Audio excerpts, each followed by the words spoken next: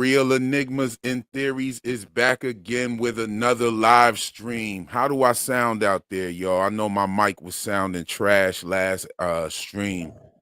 How do I sound out there? Let me know. Hey, shout out to everybody that's tuned in tonight. Hey, yo, we got to talk about this last episode. Oh, shit, I'm getting a bunch of messages all at once. What's going on? Sounds good? Okay, good, good. Hold on, let me check all my messages. Okay. All right, everything's good. We moving, we moving. Good to see y'all piling in. We got to talk about this episode, y'all. Y'all know y'all know I didn't want to see a bunch of talking. Not right before the finale. We need to see some action. We need to see some movement. We need to see something. A giant spider grabbing a tent, dragging a tent. We need to see something. That shit was just a bunch of talking in the woods looking for Fatima, and she drunk some blood, and we saw what happened with Victor's mom, and that was it. That's all we got. I don't know what the fuck to say. Um, let's do the shout outs. Hey yo, Vic is in the house. Vic is in the building. PM is in the building. Yes, indeed. Yes, indeed. We are in the building. Yes. Laser Beam Sports is in the building. Late night tap in. Yeah, we got to tap in. Golden Child is here. From day, all day today. Yes. I know a lot of people going live and stuff. I have some time on my hands this evening, so I decided to hop on the channel. I'm just walking out of my work mindset right now. I was just down here doing some graphics. And so I wanted to reach out to y'all and see what y'all thought about the episode. I did ask a question on my community page and I just deleted it. I said, man, I'm going live tomorrow. Fuck it. Like, I'm going to find some time. Yes, indeed. Vic already know. Vic said, real already knows I'm going to talk major shit. Yeah, I got a lot of shit to talk. We got CJ in the building. Good to see you again. Good to see you again, fam. Mm-hmm. We got PM talking right there. Golden Child. Okay, okay. I see what's going on. This guy explores. What's up, peeps? Yes, baby Clay. Good to see you. Haven't seen you in a minute. Peace. Joe Knows is here. Nene is in the building. It's good to see everybody. Oh yeah, it's good to see you, Nene. Sprinkle Kitty is in the building. Good to see you. Jason Caldwell. What's up, Frumley? I haven't seen you in a while, Jason. Good to see you back. Yes. Okay. Sounds clear. Sounds good. Don't get me started, please. Hey, we're going to get started tonight. Trip Vic said the show died. I actually don't think it died. I think it's a net positive. A lot of people like what they're seeing. However, I don't know. I just didn't feel like I was getting any nutrients. You feel me? They don't give me no nutrients, you know? That's how I felt, you know? Yeah, a little Nacho Libre line real quick. But yeah, definitely slow paced. Mm-hmm. Okay. Okay, Nene. Well, we here live right now. We cooking. We about to cook. We about to talk. Y'all see, y'all see this picture? Y'all see this picture right here, Victor's face? This was my face while I was watching the episode, y'all. This was my face right here. This is how I was looking the whole time. Like, Victor even knew that this episode was some bullshit because look at how his face was. He knew what time it was. Like, the whole scene with him throwing the shit out the window, that's how I was feeling. I was like, man, I thought all of this shit was supposed to help me, man. What the fuck is all this going on? This whack ass episode, man. And I was throwing everything away, like, you know what I'm saying? But I have a problem with what Victor said, actually, and we're gonna get into that as well. Yes, we're gonna talk about it. Mia Moore, thank you for the super chat. Cheers. Cheers. I'm so happy to have you here, Mia Moore. Thrice Great is here. Yes, indeed. Who else we got? Officially him. Hey, yo, it's good to see you. Luna Cascade, you here? I'm here. That's right. We here. You here? I'm here. We here. That's right. Abdul is here. We got Ra in the building. We have Azor in the building. Who else is here? We got a lot of people dropping on in, dropping by. Lady Stoneheart is here. Chapo is here. Yeah, I agree. I agree. You know, I was cool with episode 6 and 7. Episode 6 and 7 to me seemed like that shit should have been one episode smashed together. To be honest with you. Then episode 8 was okay. Episode 8 was okay. And episode 9 does just not make me feel like we're coming to the end of the season. That shit felt like a episode 4. How how episode 4 got more shit going on than the episode 9? I'm not feeling that. I don't know. Papa Sock says, I'm glad you said what I was thinking. Episode 8 was more revelations than Revelations 1. And the crazy thing is, didn't they change the episode title to Reflections? Mm-hmm.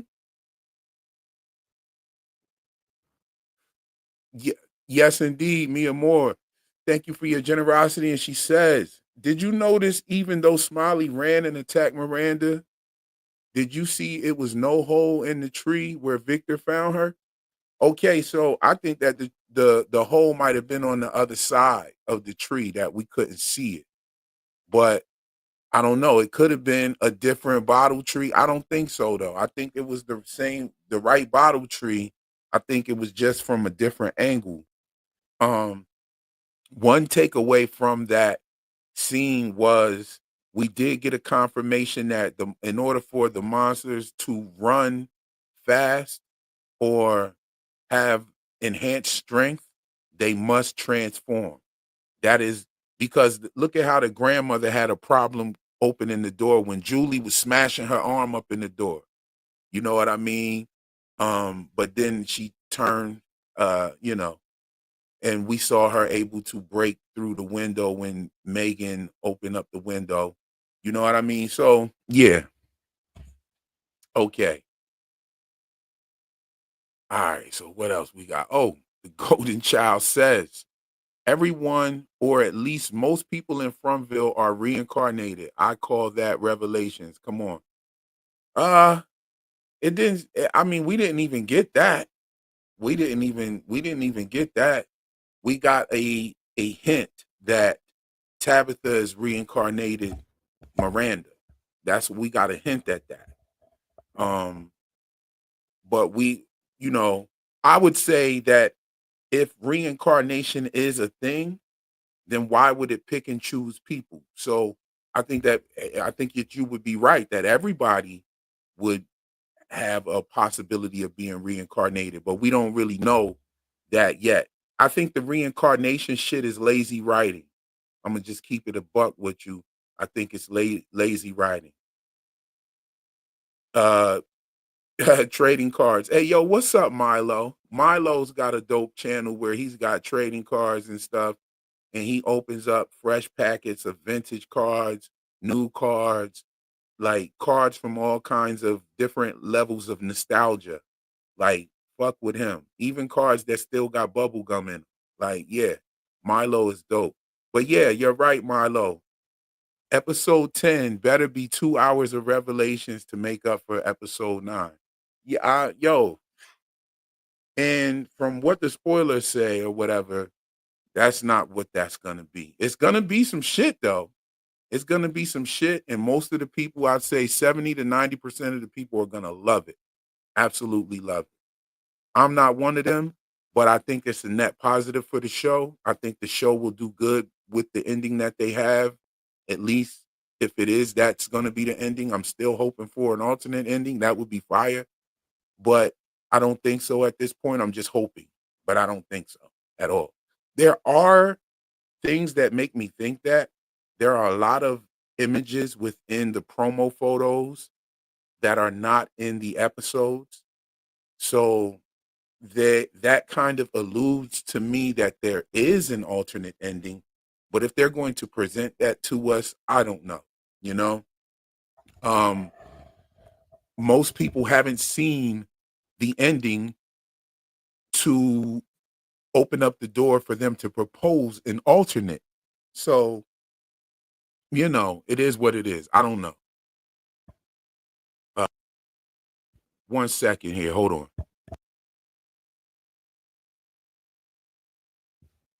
Okay. Yeah, I mean, I wasn't feeling it at all. I wasn't feeling it. Yeah, it's literally no point to theorize at this point. For me, I'll just be breaking down the esoteric vibes and telling y'all what that is. And a lot of people, that's what they come to my channel to see anyway. They like end up walking away. They like ending up walking away with a history lesson at the end of a breakdown. I love doing that. I've always done that. And that's what I'll do. That's what the channel is gonna pivot towards. Just dope esoteric breakdowns, still um captivating. But the thing about it is the esoteric breakdowns can definitely lead you to answers, and will lead you to theories. So I'll just put the food out there and you can pick and choose what you want to eat or not. You can you eat the meat and spit the bones out. It's all up to you. That's how I'm rolling from now on. But I agree with you. I agree with you, Vic, for sure. Hmm. CJ said he's figured the show out.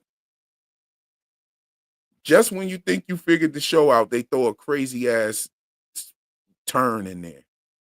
You know what I'm saying? All right, yeah, I'm just connecting with y'all real quick. Let me see. PM says, I had a whole thing based on her telling Boyd to kill himself, and it wasn't even meant to be in the scene by writers.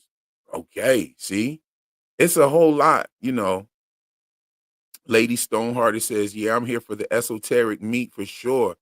Yeah, that's where I'm coming with it, Lady Stonehearted. So if you here for that, that's where it is. I'm gonna definitely be cooking those up. I got a fire one right now for episode 9. One thing about the show that I can definitely say I'm pleased with is they have not strayed away from leaving esoteric bits and nice esoteric connections that are really connected from season 1 all the way to season 3, that they have been telling you this hidden meaning, you know. Um, I love it when Brother Taryn pointed out the OKs, and Tony pushed back with some good information that okay is the number one used word in the English language. I think that's what he told me today. I was on the phone with him, we was talking, and he said about the OKs. And I said to him, I said, I think the OK might have been talking about Tulsa, Oklahoma race riots, if it's speaking on history. I might put that in the video, and get into depth about it. The woman that the way that the race riots actually happened was a gentleman was accused of assaulting a woman inside of an elevator. And that woman's name actually was Sarah. And the crazy thing, I believe the mayor at the time, um, at the mayor of Tulsa at the time, I believe his name was Nathan.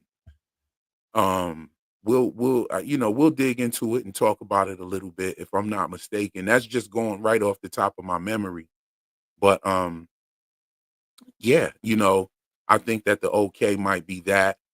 um I would love to I love the fact that one thing that I definitely can say is, despite the show season being mostly about Fatima's pregnancy, one thing that we did get to see was a serious character arc with Jim. If you were paying attention, there's a lot that's going on with Jim. You know what I'm saying? Um, the phone ringing and it being Thomas was real crazy. Um, especially with the fact that he went to answer the phone, which when Thomas rolled off the changing table. You know what I'm saying? But then it showed us the struggles of him trying to put his family together, even being happy that his wife was back in a nightmare town just so that they could all be together in this nightmare. And then, you know, catching a realization from an old head, dropping some wisdom on him and like, yo, shut the fuck up sometimes and listen. And we see him changing and being more helpful. The way that he interacted with Randall was automatically combative with him, and then he turned that whole situation around like, yo, you know, I'm feeling for you, my daughter, and Marielle.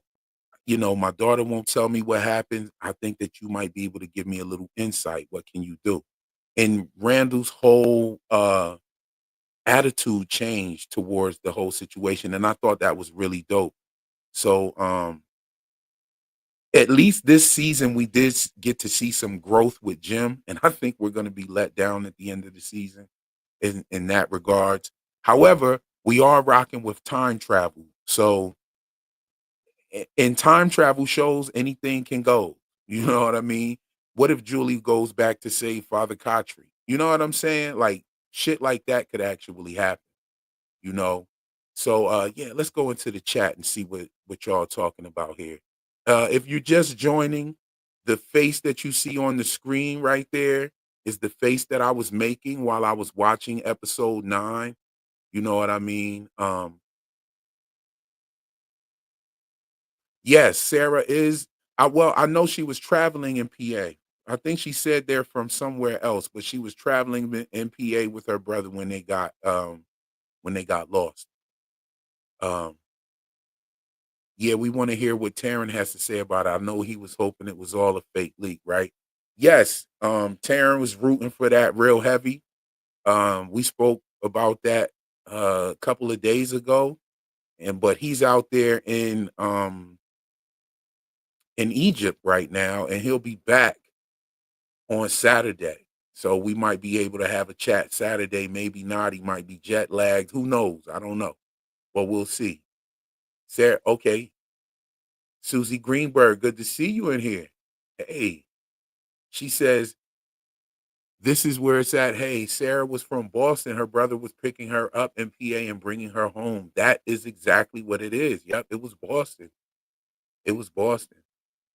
You know, Sarah was traveling with some olive oil boots on, you know, and she got trapped in this place with the olive oil boots. And, you know, the rest is history. Yes, yes. Yeah, Henry definitely dropped some science on Jim. And it worked. Like, you know, it really worked. Mhm. Real Enigmas and Theories has me thinking, PM, that if the writers were to streamline all the points in history where hate came from and poured it all into making this part of this place's lore, I could. And then what else you say, Papa Side? Okay. Sarah had been in an abusive relationship. Yeah, that's what it seemed like. It seemed like that, or she could have been a part of a cult. She looked kind of like Midsummer Nightish. You know what I'm saying? Susie Greenberg says there were some posters released by MGM, maybe season one online, that were like missing persons posters and told you where everyone was coming from and going. Now, I want to say something else. Those missing posters was trash to me. I hated those. I actually loathe those missing posters. How you gonna use pictures of the people while they're in Frumlin and use that as their missing posters? That shit is so whack. And then, you know, one thing they fixed it when they were outside at Henry's crib. Debbie Ebby Bo Bebby, how you doing? When they were at when they were at Henry's crib, they showed a picture of the Matthews at some kind of you know, vacation or attraction or something like that, and that looked a lot better. You know what I mean? Some people think Sarah killed her boyfriend. Yes, I still hope it's all fake too, Debbie Ebby Bo Bebby, but it doesn't look like it's going to be. I mean, people were the leaks from episode 9 were very short. They said that episode 9 was going to be a lot of talking and searching for Fatima. And that's exactly what the fuck that shit was. It was trash. I didn't like it. I mean, it definitely gave me that esoteric love that I look for, and it also drove the story forward. But I hate when they just drive the story forward with people talking. Show us some stuff, do something, give us some action, especially in the episode right before the finale. We need that. Carrie, good to see you. Good to see you in the building. All love. Yes, indeed. No spoilers. Yes, this is a spoiler-free zone. So if y'all see some spoilers for episode 10, I don't care. We are right at the end, and I've already been spoiled, but I'm not kicking them here.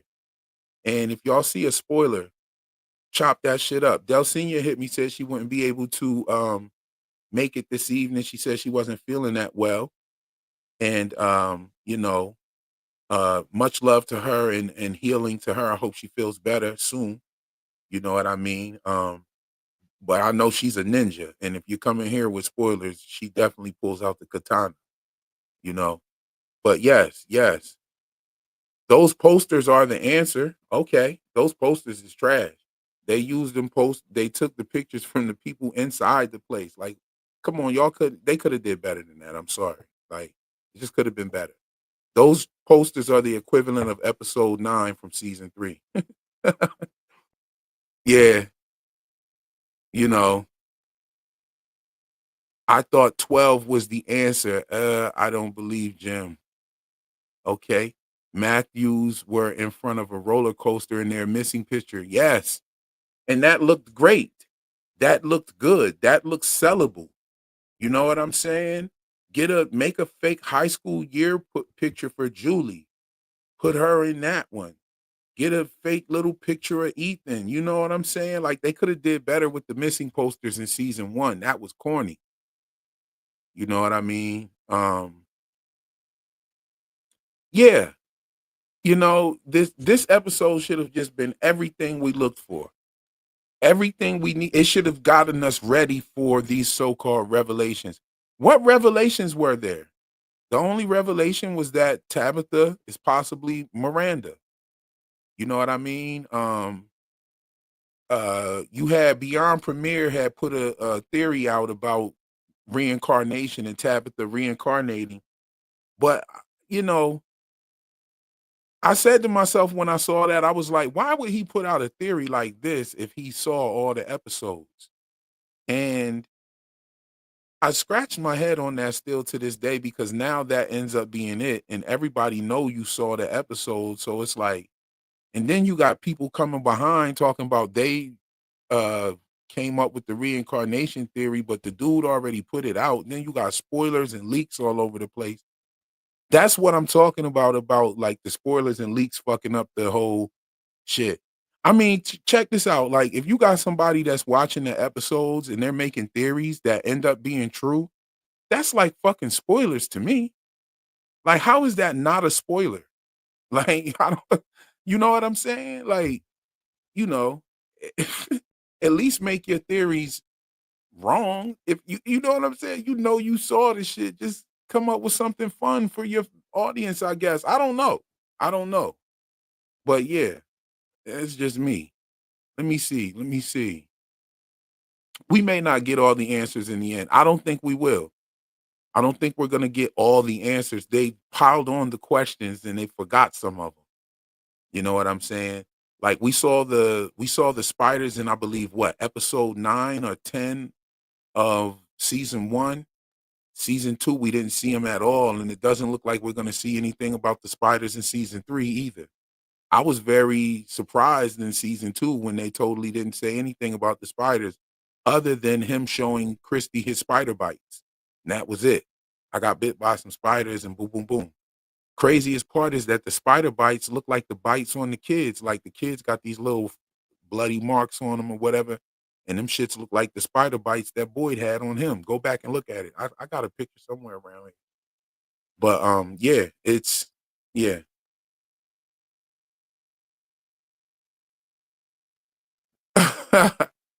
Episode 9, Quan said, "What's up, Quan?" Quan said, "Episode 9 should have been called long-winded or drawn out." For sure. It was just long-winded and it was corny. And it was like and you know one thing that I loved about this episode is that this episode is one of the rare episodes that was sort of like the first one where they showed us transitions between night and day. They've only done that a few times during the entire series. Like most of the episodes were either a night episode or a day episode. And this episode kind of showed you them walking around looking for Fatima. You can really see the transition from day to night when you look at the post office with the scenes with Boyd and Ellis. Like 1 minute it's day and the next minute it's night. And then we got to see what happened the next day afterwards as well. Like, I don't know. I love that. I love that one. I love that episode. I love that aspect of the episode. But damn, I wish there would have been some more in it. Just imagine if we would have been seeing day and night in this episode, but there would have been a lot more action. I hate how this is one thing and I definitely hate. Every season, it seems like the monsters just go chill out and disappear. And they are really not even a threat for like most of the season. You know what I'm saying? They did that in episode 1. I mean, they started this season off with the monsters devising a plan to open the gate and let the animals out, trap somebody in the barn, and they got Tien Chen and made Boyd watch. Then the monsters knew that the ambulance was coming in. They played possum in the road, right? And they gave Boyd the keys. So we seen some real serious interaction with it. And even people were making theories that the monsters are evolving and they were saying that the monsters are changing. I never really thought so because we seen them talking and trying to trick people before. But in this season, they started it off with with the monsters going real hot and heavy. And after they left Randall on the hood of the car, all we got about the monsters is that these motherfuckers like to have tea parties in the tunnels. What the hell was that? Why do they disappear every season like that or not become a threat? Like what's going on? Like at least if you're going to do that, bring the extra threat in. Um, you know, yeah, I don't get it. I don't get it at all. You know what I'm saying? PM, if you want to come up, I had sent you the link. So you got the link if you want to swing through. But yeah, I don't get it. I don't think the monsters evolve either. I just think their rules change during certain times of the cycle. I believe that as well. You know what I'm saying? Yeah, I believe that as well. What is CJ saying here? PM, no deal. Those kids are unalive. Don't trust the undead. I'm just saying. That's a good one. That's a good one. That's a good thought.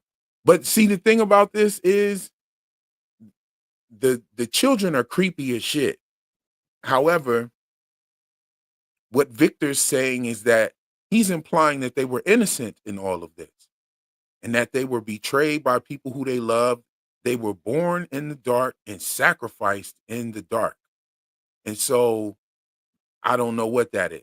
You know what I'm saying? I don't know. Like the part that really bothers me is him saying that the symbol comes from the children pouring their hope into the roots. What the fuck does that even mean? You know what I'm saying? And Ankui. Ankui means we need lotion. I'm on board with that one. No, you know what Ankui should mean? Ankui should mean we need bleach. We need some Clorox. We need some Tide. We need some Castile soap. We need, you know what I'm saying? We need a manicure and a pedicure. We need a lace front wig. We need, you know what I mean? And Kui means all of the above. We need some bleach and we need some hygiene items. And Kui. And I would be better off with that. That feels good right there. But You know, the boy in white should definitely share his bleach with the Ankui kids. Yeah, they about don't need no shampoo. You know what I'm saying? They about don't need no shampoo. They about they hair about to come out. They just need a fresh. They need a fresh bald cap, and then go ahead and put some hair on there. They looking bad right now.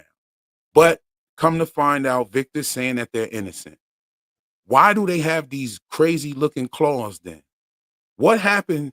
What happened to them? My whole shit, yeah, just shave that shit off at this point. Shave that shit off at this point. Like, just just let it go. You know what I'm saying? It's over. The hair is over. They need to wash their feet. You know, every time you see them, their feet is dirty like that. Like I seen a behind the scenes photo where they had some Crocs on. Put some Crocs on them guys. Do some, and clip them toenails and them fingernails. Why do they have the fingernails like that if they were sacrificed in the dark? What does that even mean? What does that even mean when you say I poured my hope into the roots? What does that mean, y'all? What how do you pour your hope into the roots? I don't understand. Is that a metaphor for something? Is that I don't get it. I wasn't really I wasn't really tracking with that. I'm not really feeling that whole they and from the spoilers that I got, I'm not really feeling the whole thing right there. Like how they explain it. What's Papa Sock saying? Hey, real enigmas in theory. Is it possible that the show could have been greenlit for 20 episodes for a show like this instead of 10? Or would more shows only make it worse? What you mean more episodes? More episodes make it worse? I'm gonna tell you, at this point, more episodes would give them the opportunity to redeem the rest of this. It would be crazy as hell if they throw a plot twist in there like, yeah, guess what? We going up to 20 episodes and they keep us for another 10 weeks. That would be wild as hell. That would go viral actually. But I don't think that they're gonna do that. It is possible. Anything's possible, but I don't think they're coming like that. The boy in white was so irritated with Victor and his pity party. Yeah, Victor, the boy the boy in white, he said, "Well, tell me something, give me something useful." He said, "Don't cut down that tree," and then just walked away. he, he had that wino walk. He had that I've been drinking Ripple and Thunderbird walk. He walked away like, yeah, leave, leave me the fuck alone and leave this tree alone, homie. Yo, Tony Vasquez is in the Colony House, got that barber pole and chair. Kids can catch that fade. They definitely need to catch that fade. I mean, they just need to go ahead and just go straight Forrest Whitaker, Michael Jordan.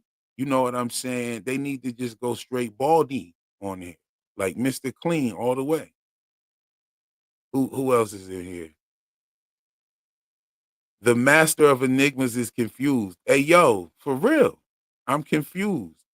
I'm confused. So what does Ankui mean? Pour the hope into the roots would be magic. Okay. How? What is it? So the kids knew magic?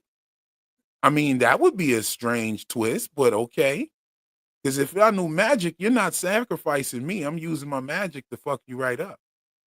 But like, I don't know what's going on. Like, what happened with these kids? What does that even mean that they poured their hope into the roots? I hope it's some sort of metaphor for something way better and doper. Notice that the roots encompass. You know what? Let me be quiet for a minute because I got a hot little piece for my next video. I'm looking at my notes and I almost read something to y'all. But yeah, um, I'm not feeling it, Woodrow. I'm not feeling it. It wasn't appealing. It just sounded crazy. And they retconned everything that Victor said before. And how the fuck do you retcon something without giving any answers? It just doesn't make sense to me. You know what I'm saying? It doesn't make sense. Man, the chat's jumping real quick. Who's up in here? Where we at? Let me see. I know I'm behind in the chat. Let me see. Hey, Gardenia Blossoms is in the building. Good to see you. Good to see you. Who else is in here? I didn't say it yet. Debbie, Yebby, Bobebby, Banana, Fana, Fofebby, Fee5, Momebby, Debbie. I gotta get it in every time I see you walk in here. I gotta get it. You know, Debbie, Heavy, Bobebby is a fire name actually. Lil Dirty X said, their blood spilling onto the ground and into the roots from the sacrifice. Okay, Lil Dirty X. I love that. That's a great explanation for that. So I would say that if it is that, then that would be a metaphor. Root magic. True indeed. True indeed. Suzanne, not telling. Yo, what's good? She says, hi, real. I love that though. Lil Dirty X. I love that. I love that. Let's highlight that again. Their blood spilling onto the ground and into the roots from the sacrifice. I love that. That's definitely what that could mean. Frederick says, and Kui means savior. Hmm. That could explain why they would scream that while they're being whatever happened to them. I don't know what happened to them. It looks like they all have a scar on their head. Golden Child, thank you for the super chat. And he says, the roots can be the tree of your life, circulatory system. Ooh, yes, your roots are where you're from as well. Jade is the one who spotted the roots. And I thought that it was very captivating that Jade plays the fiddle. He came into the town with his companion Toby. And oh, there she is. And Toby and Fiddler are characters from the movie Roots. And I started to say that before that last season of that last episode of season 2, but I definitely had to get it in there afterwards. Yes, indeed. But yes, indeed. Thank you for your super chat, brother. I appreciate you. PM is in the building. How you doing, PM? Can you hear me? Yes, hi, Real. Nice to talk to you. You know, I never turned down Oh, an hold on. opportunity to talk to you about the show. Oh, yes, yes. I mean, the pleasure is ours. And I love having you up here. You always bring some dope insight and some real logical thinking. I want to get your rating of episode 9. What do you rate it? Hmm. That's a hard one. I'm thinking 7. I'm Mm. thinking 7, yeah. What's your rating? I give it a hard 5.5. Ooh, Yep. that's not good. That's not a good one. That's not a good score. That's not a good score. And you know what? The episode wasn't bad. It's just where it is. It's just the level of engagement on the episode right before the finale. That's why it gets that. Like if this episode 4 would have been this slow paced, I wouldn't have had a problem with it at all. I actually like all the esoteric stuff. We got to learn a few things. But I just feel like the pacing of that episode with all that talking, walking around in the woods, like yo, and I hated the scene with Donna and the cop. What's her name? Acosta. Costa? Oh Mm-hmm. man, I what was that?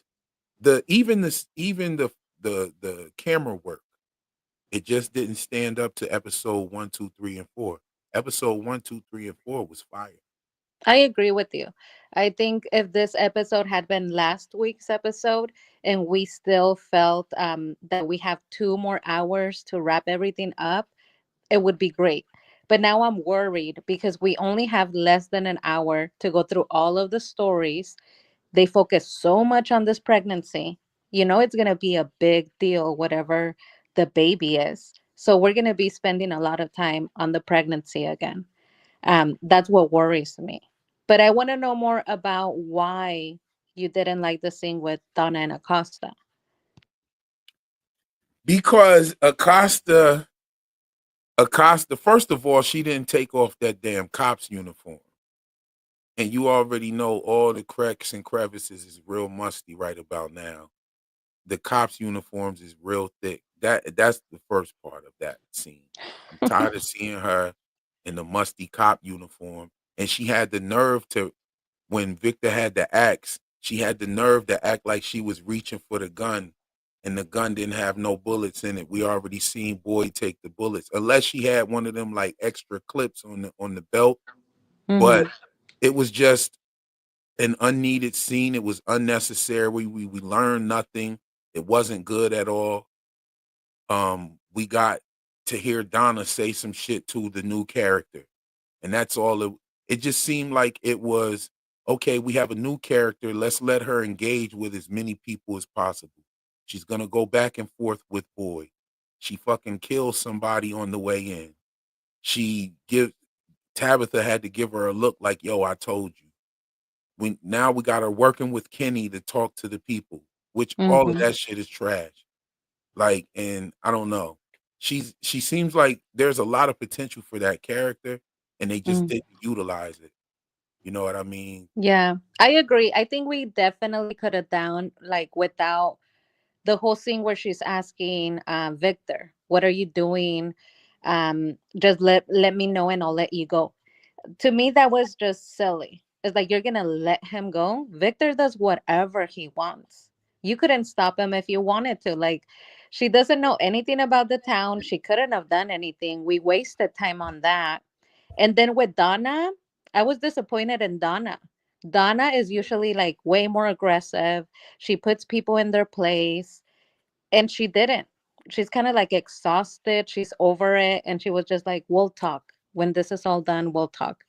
And I don't want to be mean. Like, I love the potential that Acosta has because I really wanted Boyd to have some help. He needs all the help he could get.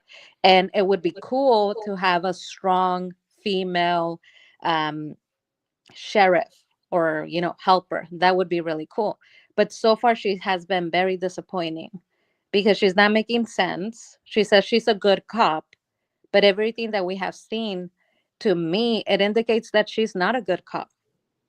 Yeah, she's not really a good cop. You know what I'm saying? Anyway, and she has a chip on her shoulder. You know what I'm saying? If they're gonna do that, then they should have built the contention up between her and Boyd as almost like people rallying around her as like a new authority figure because because of their mistrust in Boyd. They could have played on that a lot better. However, um, it seems like when Acosta came on the scene as the new character, everything got thrown off. I thought the build up was very good. Like I said, they started off showing us the slow walkers devising a plan to trap somebody. At the end, they showed at the end of that first episode, they showed us her get scalped, where they pulled that whole plug of hair out her back of her head. Yeah. Boom. Next episode, we get to see what they did to her. We get to see her funeral, and we get to hear Boyd say something that we've all been asking about for 2 seasons, now the third season. When is somebody going to try to capture one of these things? So Boyd goes and he sits on the bus with Randall, and Randall ends up getting, sacrificed in that situation. And then we just totally abandon the whole capturing a monster. Hmm. Now, but see, what if they would have stayed the course? Boyd wanted to capture one of them because of what they did to Miss Lou.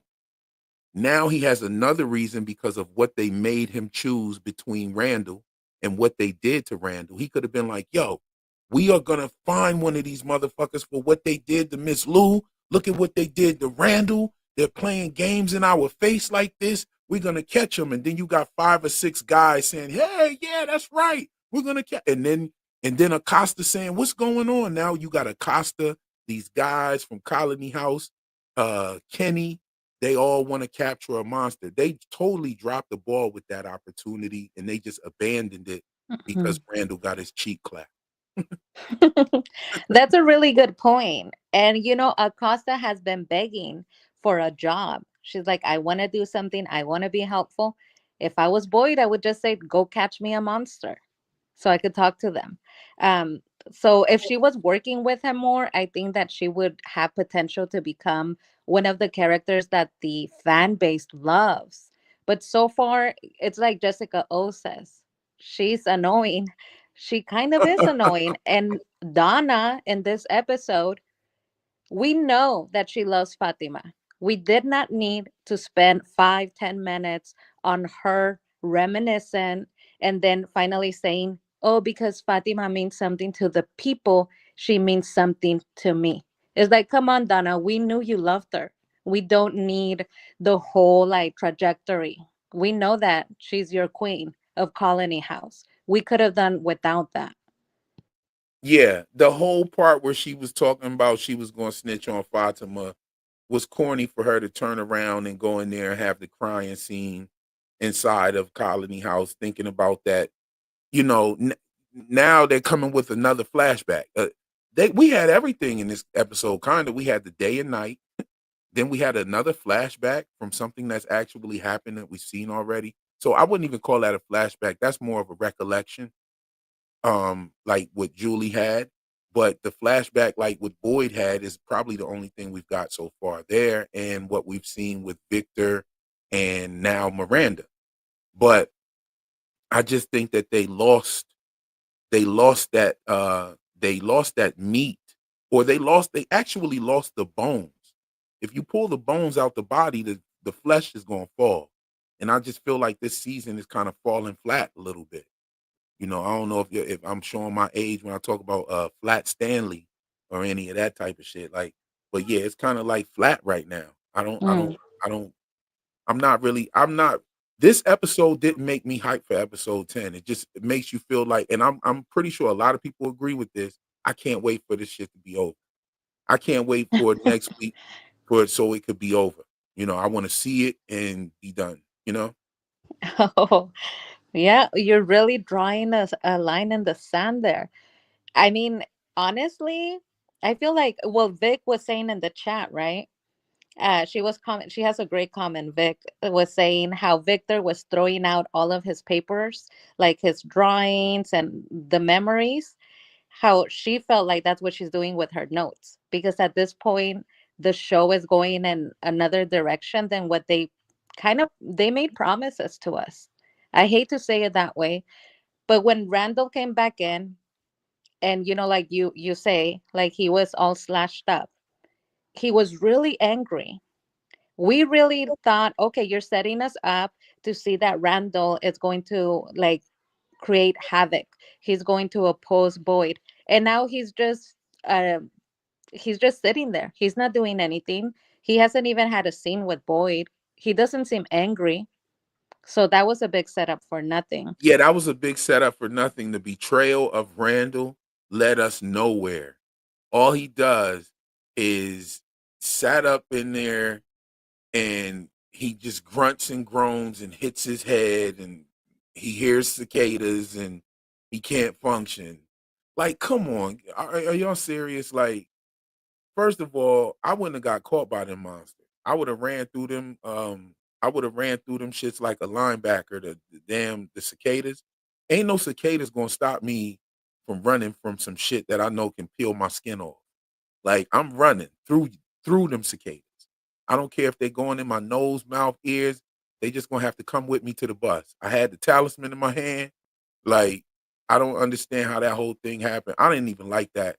But I see that they just did it to make he hops on the ground or whatever. I get it. He's traumatized. Whatever.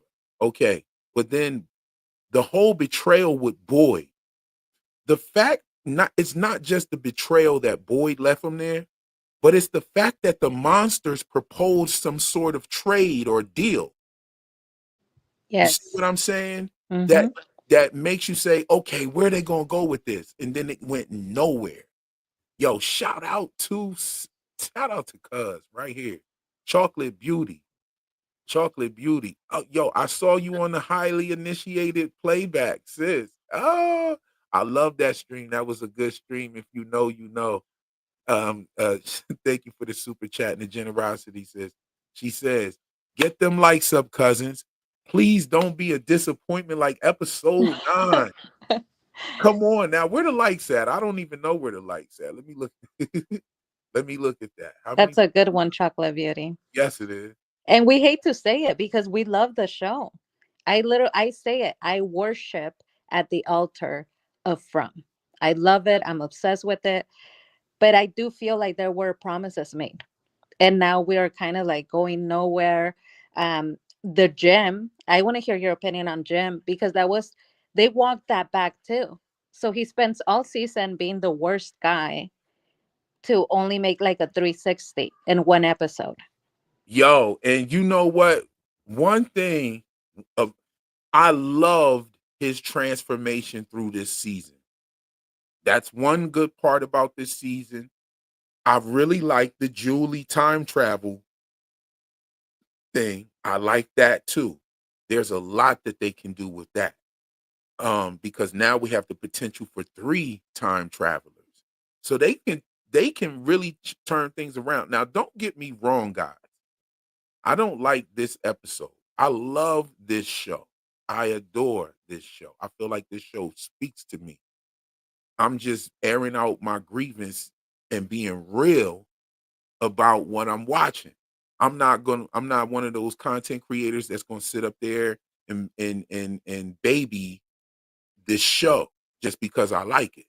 You know what I'm saying? If it's falling a little short, it's falling a little short. However, I do think that it's a net positive, and I do think all the newcomers to the show that are watching it will enjoy this season.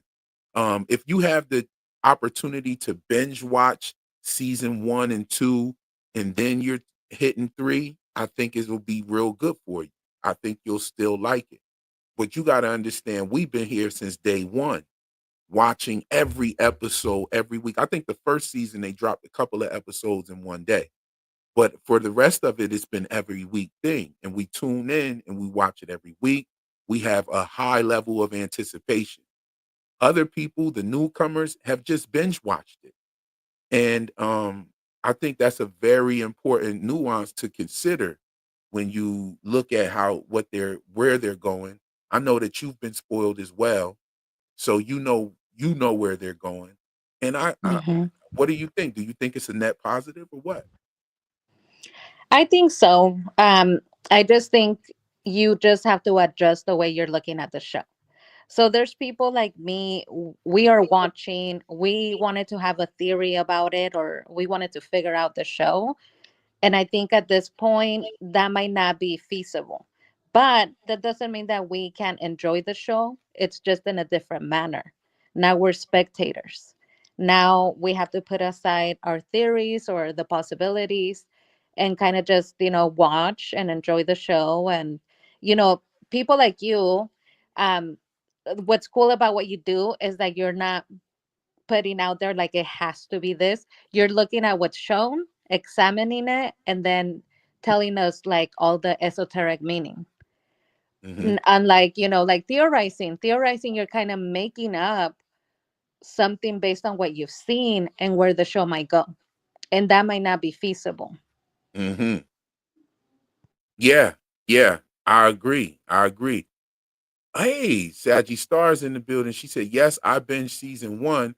I found out by you, real, from watching your videos of the Changeling. I think that's what it's called. But then I started watching season 2 one by one, and now I see all the YouTubers. Yes, it wasn't like that last season. It wasn't real. It wasn't as congested as it is right now with a bunch of different YouTubers and stuff. And that's cool. Like I welcome everybody and all of their theories and stuff. I love that. I think the community's pretty dope. And this I can't be mad at people being inspired to do a YouTube channel when this is exactly the show that inspired me to create a YouTube channel. I didn't see anybody looking at the show from an esoteric standpoint, and that is I didn't hear anybody talking about that kind of stuff. And so that's why I was looking for people like you and others that look at the show from an esoteric view or enjoy that type of perspective. So that's why I created my YouTube channel. And I'm going to continue doing that. I love this show and I love their ability to put those things in there. That's one thing that they didn't leave out of episode 9 is the esoteric clues. and my breakdown is going to point them out to you. You already know how I come. Yeah. I mean, there was like a lot of cool things about this episode. I feel like we saw a lot of first. We were kind of touching on a couple of them in the chat. Um and I don't know if you probably saw this, but they said that the whole move with the nurse monster pointing the gun to her head and basically, I mean, that's telling Boyd kill yourself. That's what it is. Mm-hmm. They said that was improvised. Like the actress decided to do it and it worked out. They liked it, so they put it in. Oh yeah, I loved it. Yo, you know why? I'm gonna tell you why she did that too. I could see it all over her face because Boyd telling her to shut her fucking mouth like that, that she almost laughed. If you look at her smile, you could tell she was gonna laugh, yo. Like, because that was a hilarious soundbite. Like, Yeah. I I I thought that, like, wow, he's really he's really pushing this envelope with her. Like, I thought he was gonna shoot the window. I thought he was Yeah. like it at least by accident shoot the window. That would have been funny as hell. But they would have probably been able to come in there and kill him if he'd have did that. Like that's like almost like inviting him, right? I would think, right? Yeah, And I plus mean, he doesn't usually lose his cool, but there's so much that's going on that it's really getting to Boyd, where he was just angry. And I kind of like that. I like that about the character because I think so much of the time he's so stoic. He's so calm and he's so like quick to be the leader. I kind of like to see the human side of him where he doesn't think things through and he holds up a gun at the glass like he's not going to do anything. But it shows you he's a human too. Like he loses his temper, he's not always thinking strategy. The whole speech that he gave to the townspeople was really interesting because he held up his middle finger and was like, we're gonna show them, like he was really angry.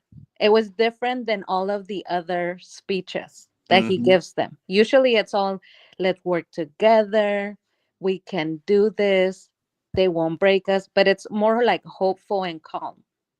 And in this one he literally said like F you to the town, like it's not gonna happen, you're not gonna do this.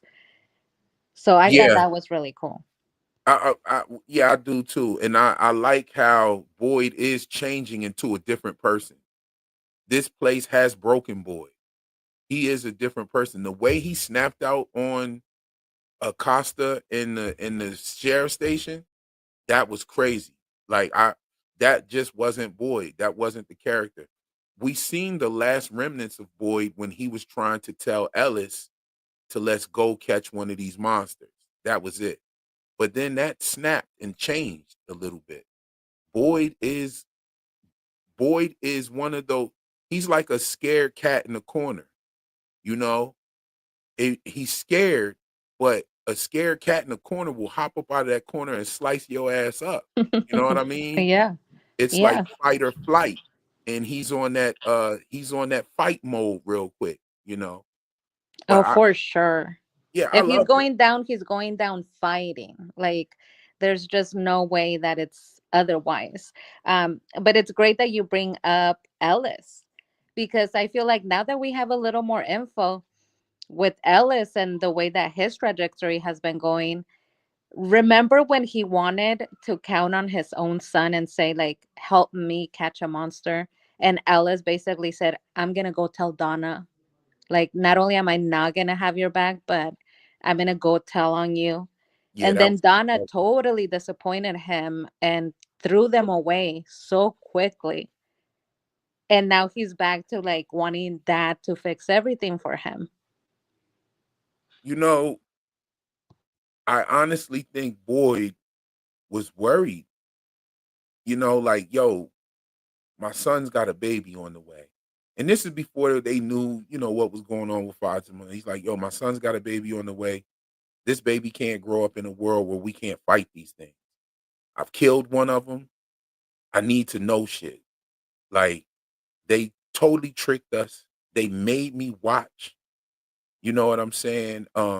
So those are things like, him being actually worried. And I was disappointed in Ellis. I was like, yo, Ellis is pussy for not wanting to help his father catch one of them things.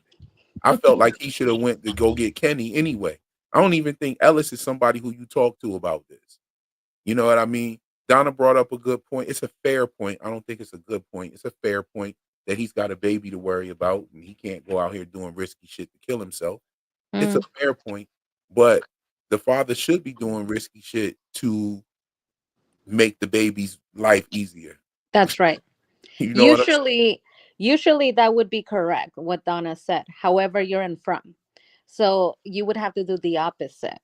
Because you know that this is a really bad place, it is the time now for you to do something that could potentially save your baby from being here. Even if that means that you get left behind. I mean, there's a lot of parents that would give their life for their children to have their children escape a bad place.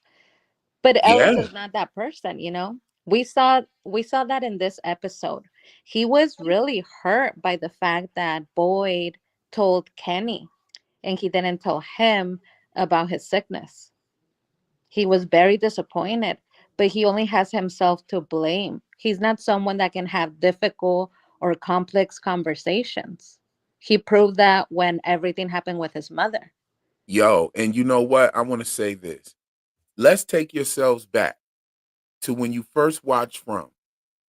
And for 7 entire episodes and mostly 8 episodes, you were sitting there wondering, why in the hell is this boy like this with his father?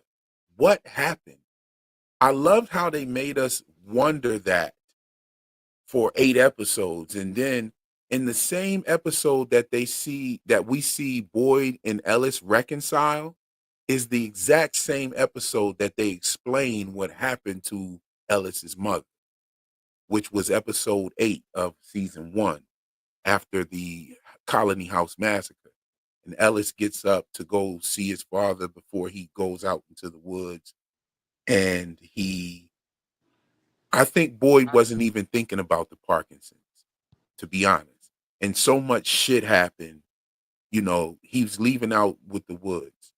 At least he definitely confided in his son about Sarah. Well, his son already, the cat was out of the bag when she walked out of the shed. But Ellis kept that realness for his father. Like then when the boy came back, the Parkinson's shit was like gone. So it was no real need to tell him, but then it came back. And we saw it come back in the beginning of season 3. So, there was really no need to tell him. But if you remember back when you first saw From, just sitting there wondering what the hell was the rift between those two. And then when that realization came that he had to kill his wife to save his Hmm. son, that was heavy. Oh And yeah. yeah, and we went out into the woods with that on our mind. You know what I'm saying? Hmm. But it was also when he unhandcuffed Sarah as well and told her, "I've seen this place make people do some fucked up things."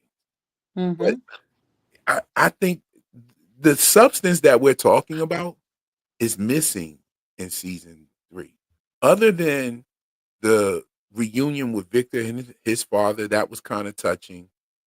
Boyd remembering the words that Tien Chen was saying in the barn, that was fire. I loved it. I love that Boyd was able to recite it back to Kenny. The fact Yeah. that Boyd was ready to go into the tunnels and burn the monsters with Kenny, even if they died, that was fire. I would have still threw one of them shits down there and lit that shit. I would have blew some Yeah. shit up. I don't care. Like, yo, yeah, we going in here, Kenny. They wouldn't have killed Hmm. nothing. We know that they moved all the shit down the tunnels and shit, but still, we would have burnt some shit up. That's right. It's so funny to me that the monsters they pick, we know that they like to steal things. So that means they picked up all of their little trinkets and moved. They had a moving day. That's hilarious. But I'd like to go back to what you were saying. It's really interesting that you mentioned every time we think Ellis and Boyd, we just can't help but think Boyd and Kenny. Because look at the complexity of what those two people went through.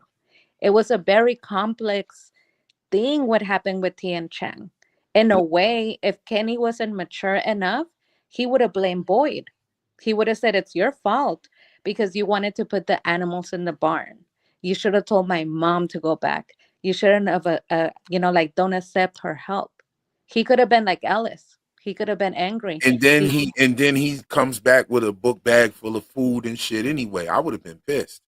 You Yeah. mean to tell me you sacrificed my mom in Hmm. this shit and I brought food back? Like, Yeah. what? They He really wouldn't have been helpful. He could have just been like Ellis and blame Boyd for his like bad plans, quote unquote, or for not protecting his mother the way that he believed, Boyd should have. But Kenny is ooh. able to understand the complexity of life. He's able to Oh, understand that while this happened, Boyd still has his back. Boyd was still trying to do the right thing.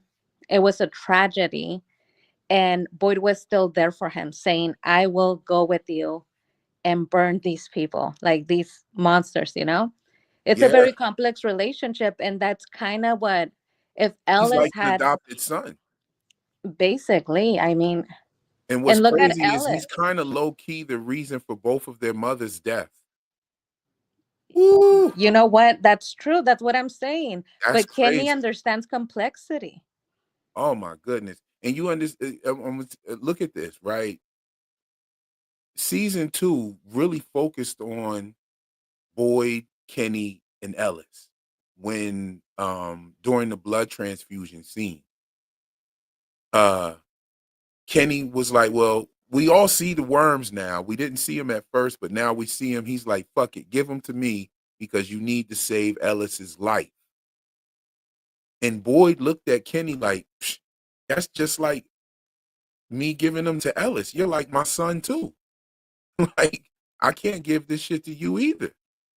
You know what I mean? But I think it was dope how like there's always been a rift between Kenny and Ellis. Like, remember when they left the strips down and Ellis was like, Hmm. "You left the fucking strips down? Like, how fucking stupid could you be?" He was going off on Kenny, and they was about to get into a fight at Colony House that night. Remember that? They started, Hmm. and Ellis still gave his adopted brother a bottle of whiskey or a bottle of hooch or whatever the fuck they making up there, and Hmm. he gave him a bottle of that. They still gave him a bottle. Kenny was the only one really getting drunk off that shit that night.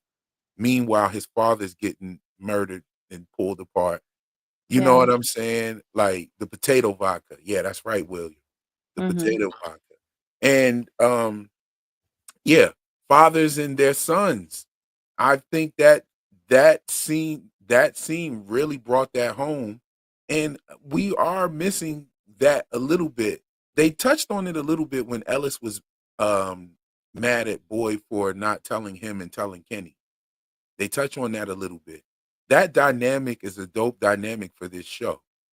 Um, Well, and why I they would don't like to touch on what you just said. I think that you just said something that was powerful. go ahead. You mentioned how Kenny was willing to do that for Ellis.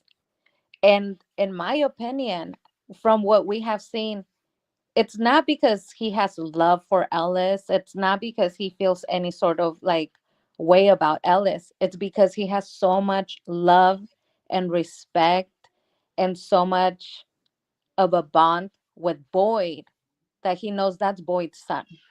So he's going to protect him and he's going to help him Mm, because of Boyd. right. And And Boyd look at was, this yeah. episode. In this episode, Tian Chang said, "Take care of him. He's going to be alone. So basically, take care of my family."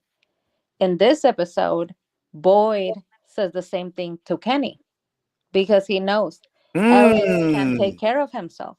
He's not capable.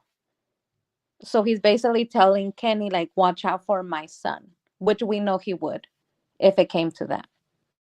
You know what? This is these are the things that they focused on with this season when you think about it. Like, I mean, look at the arc with Jim. They focused a lot on that. The phone was ringing for Jim because the phone is what made him not pay attention to the child on the changing table. Um, they focused on the fathers and the sons real heavy, and the mothers and the daughters as well. I definitely respect that about this season. And if I'm gonna mention the bad things that I don't like about this season, gotta definitely mention the good parts. I think I need Mhm. this conversation that we're having about the dynamic of Boyd, Kenny, and Ellis Mhm. should be clipped and made into a video because it's fire for sure. It's things that I wasn't even thinking about Mhm. because I wanted to see other things, but I think it was important for them to make that because it speaks to what's really at stake. These are like the last people that these folks have around them, you know. Um one thing one thing that I definitely am disappointed in Mhm. about this episode is that y'all can hate this if you want to. I know there's a lot of Tilly hate going on, but Tilly should have got a funeral this episode, y'all. You can't you Tilly should have Mm. got a funeral this episode. They That's interesting. That's right. They didn't really show yeah, what happened to the body. yeah. That's pretty fucked up. I don't even think Father Kotri got a funeral. To me, that's the one that stands out. The fact that the priest, you still have the church. If it was going to be anybody, T Chang and Kotri, you Tia know? Chan and Kotri should have definitely got funeral. And But it Tilly should brings have up got a an funeral interesting because she was question. killed by somebody. Yeah, it brings up a really interesting question. So we haven't seen T Chang come back and be any sort of vision or avatar or an image being used to manipulate. She was buried, she got a funeral. But we didn't get a funeral for Kotri, and he has been used. I think that he's being used as a vision to manipulate Boyd. And I wonder, does that have anything to do with the fact that they didn't observe his death and give him, a funeral? Mm. Yeah, I didn't I thought that's kind of wild that they didn't give Father Kotri a funeral. They didn't give Dale a funeral either. I think that it was kind of dope that they didn't give Dale a funeral. Oh my goodness, Vic, what get out of my head, Vic. She said it. They gave Dale a shrine. And I thought that it would Mhm. have been dope if they would have had some people come around the shrine after Donna got done. They should have Yeah. had Donna paying some sort of homage to Dale and being just the subliminal part that it was her husband, that's her husband. Yeah, He's no that would have longer been on cool. show. That would have been cool. And then showing a couple people surround Donna. And I get what Joe No said. Everybody can't get a funeral. I feel you on that. There's a lot of shit going on in this town, Mhm. right? I feel you on that. But um But at the priest, I mean, come on. but the If you're going priest to make an and Tilly. exception, the priest. Tilly's one of the only characters that even prayed, that led a prayer circle. The only two people that spoke out of the Bible other than Kotri was Megan. Little Megan Mhm. said her prayers, and Mhm. Tilly are the only two Mhm. people to speak out of the Bible. I mean, you got to show where the main character, the lead character, is Mr. Fishing Loaves. Like, Mhm. come on. Like, I think that she should have definitely got a funeral. Um, that would have been fire, and it would have been a really good opportunity for everybody to already be together instead of like ringing the bell to call that little meeting out there. Yeah. I will say this. This is one way where I can understand them excusing not showing or having a scene like that. Boyd doesn't want any more attention until his death than necessary. He's trying to Mm. minimize, and so is Donna. So I feel like having a funeral, that's just telling everyone, hello, she was murdered. They would have questions. Was it a monster? It's kind of inviting questions. So you want to minimize that and kind of put it away. Right, right, okay. They should have had somebody speaking up for Tilly though. You know what I mean? I don't know, but Well, yo, Elgin, it would have been Elgin. They had a really, this is what I think. They have always been, those two people have been in cahoots. They don't know it because I think it's through manipulation of the town. But those two people, it was weird that they were friends to begin with, but they were kind of always together. Didn't make sense. But the reason why is because those two people were a 1-2 punch for Fatima. Tilly needed to push Fatima to the point where she murdered, therefore becoming so desperate that she wouldn't talk to any of her friends, her million colony friends, and take Elgin. He's a stranger, but she accepted his help because she was desperate. And that's where Tilly came in. So I feel like those two have always been, without knowing themselves, part of a plan to get to Fatima. So Yo, and Elgin, I gotta agree. I gotta agree with Joe mhm, Knowles here. She says unless something really interesting happens to drive the story forward, it would just slow things down, in my opinion. And I agree with you on that. I think I think that here's my opinion about the funerals. I think that they should have constant funerals in this show. I think it should be one of those things that no matter what happens, they always come together to do. And it's because it was one of those things that was one of the things in the beginning of the show that we saw was that funeral.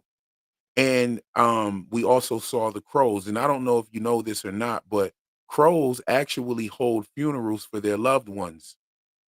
Like, and it would have just been wow. something really dope. You see what I'm saying? It would have just been something Hmm. really dope to see that in every time somebody dies, they have to do this. It would have been another thing that someone could have said, "I'm tired of doing this. This is driving me Hmm. crazy. I'm always at a funeral." Like, and something happens at these funerals, or these funerals bring like a new turn or something like that. I hope the showrunners are listening.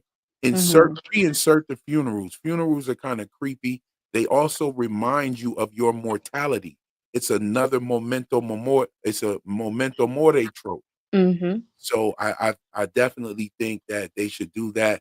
I love the fact that they have paupers' graves and things like that. And I'm just speaking to the realm of esoterica with that. But I agree with you, Joe knows she's right. It would just slow things down unless they inserted it in a way that it's a normal thing that we see, is that Well, these look, people it would bury be together. cool. You know how when the show ends, they will play the music, and sometimes you'll see like an outro, like, 10 seconds. It would be really cool if someone dies, just have an outro of somebody once again with a shovel digging a Oh grave. yeah, Like, it doesn't take exactly. a long time, but it reminds us every open the show with the bell. Boy is ringing the bell, close the show with the shovel if someone dies. Yes, indeed. And a shovel is also a card reference. A shovel is a spade. You see what I'm saying? A shovel is That's a right. spade. And even a gardening shovel is called a spade. So Hmm. I think that those nuances would have been dope to just keep in there. You know what I'm saying? What are your thoughts on I know that people probably tired of even talking about this shit, but Fatima's pregnancy. I Mm, mean, I know you've been spoiled and everything, but what do yeah. you think about the progression in the storytelling as far as her pregnancy is concerned? To me, to be honest with you, it's long. I could have done with less. If we were going to do a sped up pregnancy, which that's where we're at now, right? We're Mm, at the moment where she went from nothing, no belly, to all of a sudden like 6 or like 7 month belly. If we were going to do that, we should have done that quickly. And I mhm. just say this because we have so much else going on. The numbers. So they took down the numbers, what, a couple episodes ago? And we haven't talked about them again. So we could have done more of that. We could have done more of even Victor and his father. He seems to be having like some different feelings than when he first got there. To me, the pregnancy is long, and I just know the next episode is going to be the big show, like something has to be birthed. And we're going to spend a lot of time on that. And I wish that it wasn't that way. But, it's just my opinion because of time. Now, about the trope, her being pregnant, she said this episode, what's inside of me is not good. So she said it herself verbatim. um the trope, it's cool because they introduce so many different things, so they had to introduce, some sort of evil pregnancy. It's part of horror, it makes sense. Right. I just think that they've spent way too much time on it. They haven't. If they were gonna do an accelerated pregnancy, then they should have been did that shit. And it Exactly. would have been so crazy, right? If we see a belly, but the rest of the people don't see a belly, that would have fire That would have been as hell. cool. You know what I'm saying? Like I don't know. It's just I, I, I'm I'm just waiting to see the last episode in its entirety. I hope that they really pull out some good they open some good doors or leave some good doors open for next season. I'm Hmm. definitely gonna watch. I'm definitely not gonna go anywhere. I love the show, like I said before, but I was just disappointed in episode 9, big time. Yeah. Big. Let's There was, well, let's talk about Tabitha and Smiley. So what's your opinion on that scene? the Tabitha and Smiley scene. Hmm. All right. One thing that it confirms something that I had been saying for a while, that the slow walkers need to transform in order to move fast and have good strength. That it confirmed that. Um, the s- the Smiley thing is this for me. I love the fact that they used him to explain the death of Miranda and confirm her death. I love that. A lot of people were wishing that they didn't kill Smiley, They- and Yeah. hoping that he would be brought back. You Hmm. understand what I'm saying? So that says a lot right there for fan service, right? However, I don't know. I feel kind of uneasy about that. It just being that, and the thing that bothers me the most is where the hell is Eloise, and that's the biggest part of that Yeah. season. Because if she ran behind the mother, and we see the mother running through the darkness at night, then where was Eloise? Did she already get captured or something? I don't know. What is it? One thing I could definitely say about it is that's what you get for leaving your own children out there. Like Hmm. I don't give a damn. If I see, especially if I see some mangy kids with some missing hair and some claws like that, and some dirty ass underwear and shit on, yeah, I'm saving my kids first. Well, Sorry, this not this sorry. is the thing about Tabitha. She's always been afraid. I think that she's not going to be able to save these children until she's open to the fact that she has to save them. They're asking her for help. So you need to just, I mean, we always constantly see her saying the same thing: no, no, no, no, no, telling them, walk away, go away. They're not going away. So you might as well embrace it. It is what it is. Start asking questions. You need to kind of like move on to step number two and potentially help them out of love.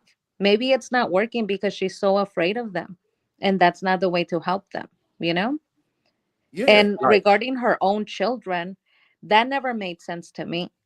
I was thinking maybe the whole thing is save the children, your children, because you keep, like, there's people in town that keep coming to town with children, and those children inevitably die. So maybe they're saying like save the kids. Nobody for sure said the Ankui kids. I know that they said save the children.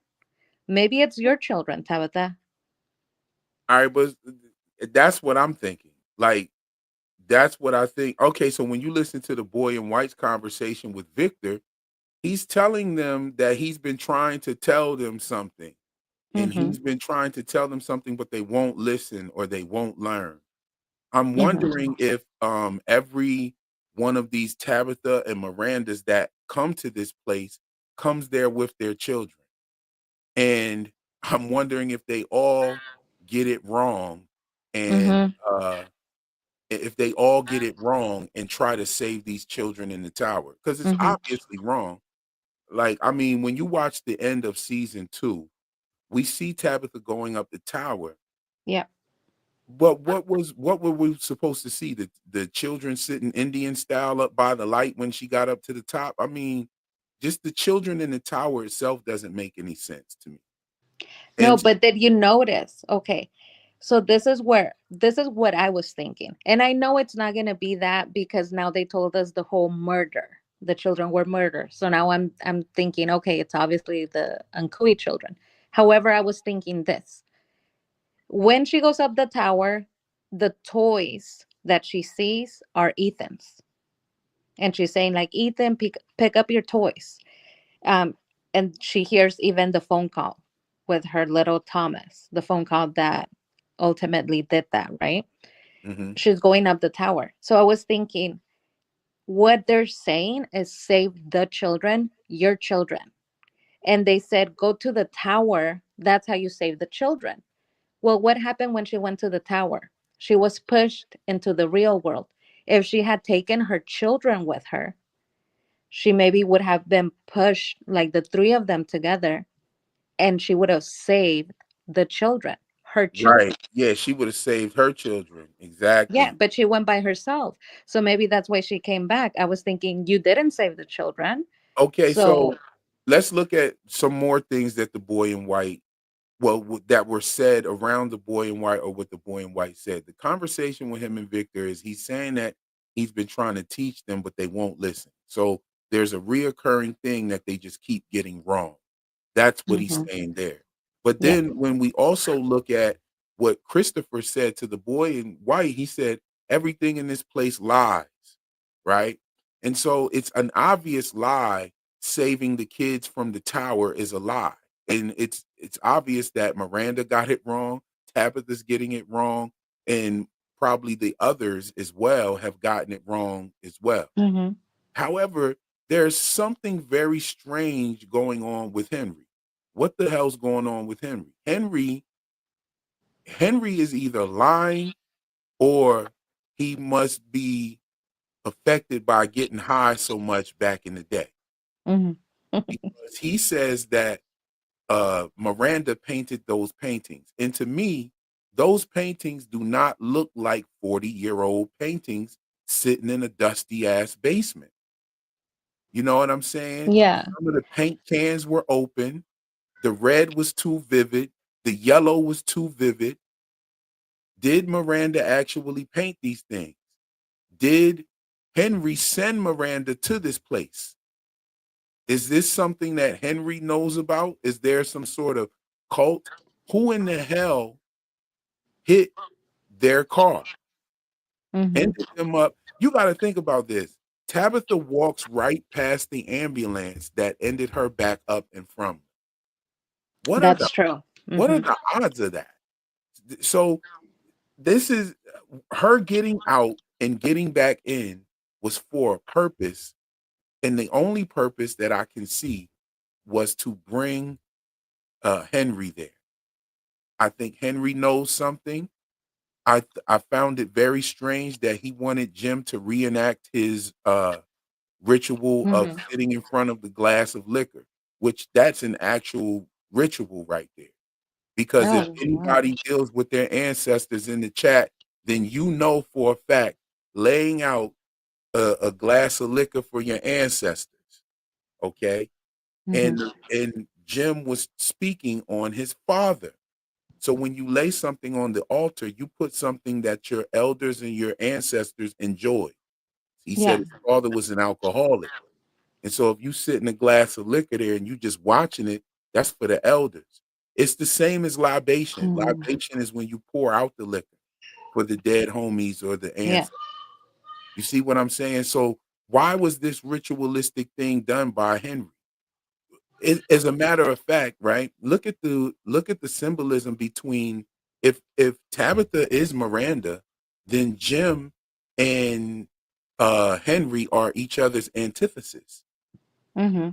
So what are the odds of that? And this guy breaking some knowledge to you, all right? So that's your elder, right?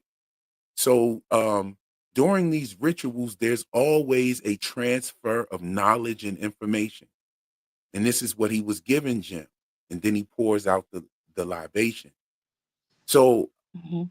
it's definitely some sort of symbolism going on with Henry to show that there may be some sort of mysticism with him. Not to mention Yeah. his head stuck in between the maboose, uh, Mhm. And the the word owls. maboose, Yeah. and I did a little research on it. It was something that I didn't know about, and I seen others talking about it in my comment section, and Mhm. I wanted to do some research on it. I'm like, okay, there's something definitely up with Henry, and hopefully they shed a little light on that in this last episode. What's your thoughts on that? Well, a simple question comes to mind. People are saying the reason why Miranda went into the real world, the only purpose was to bring Henry. Like Henry has to be in town. Henry could have been in town. When we saw him, he was like coming back from the store or work with a six pack. So we know that he drives. We know that he has a vehicle. If we have been told by Henry, he told us there's no way to get there. So you can find a way in basically unless the town wants you to. So if the town wanted him to be there, why wasn't he like driving to work? And all of a sudden, why didn't the town just bring him in? Why send Tabitha? That was strange. So that could indicate that there Henry has some sort of connection that has kept them safe. And we need to go back to the moving company.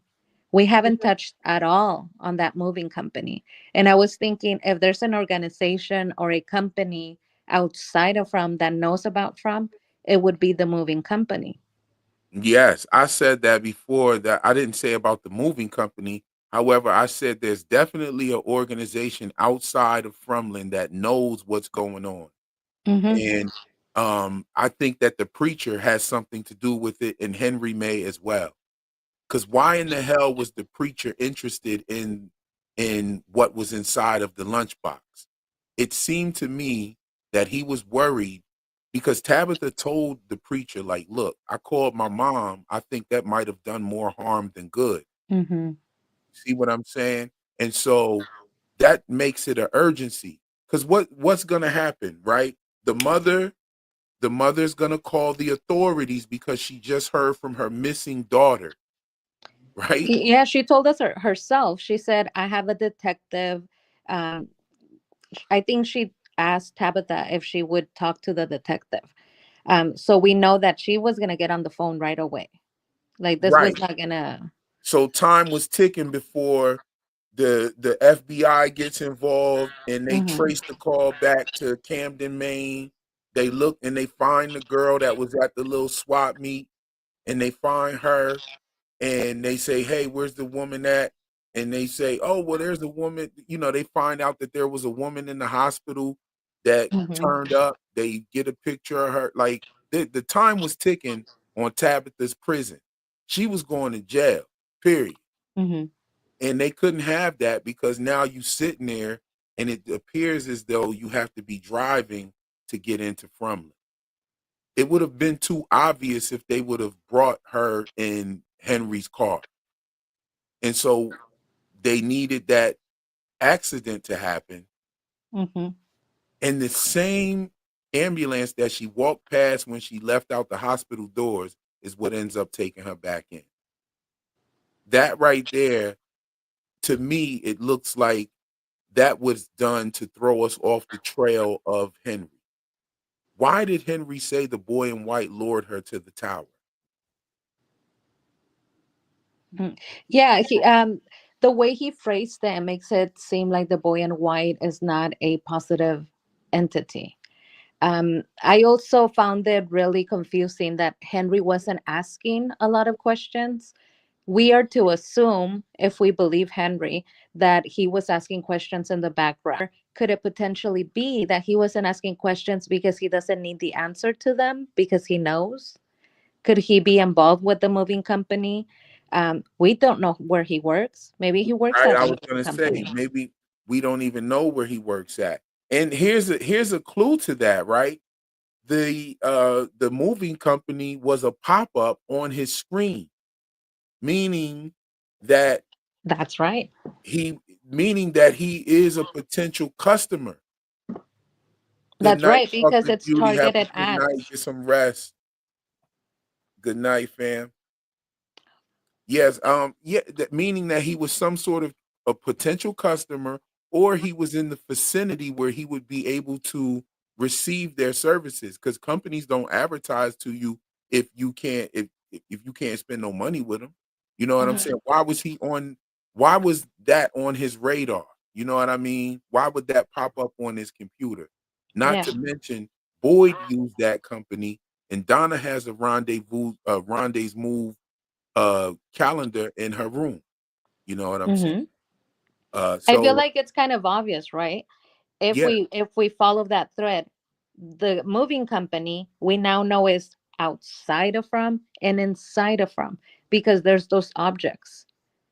So right. it's almost like, I would think that if they're gonna have an organization, it has to be them. Ooh, and I'm gonna tell you something else.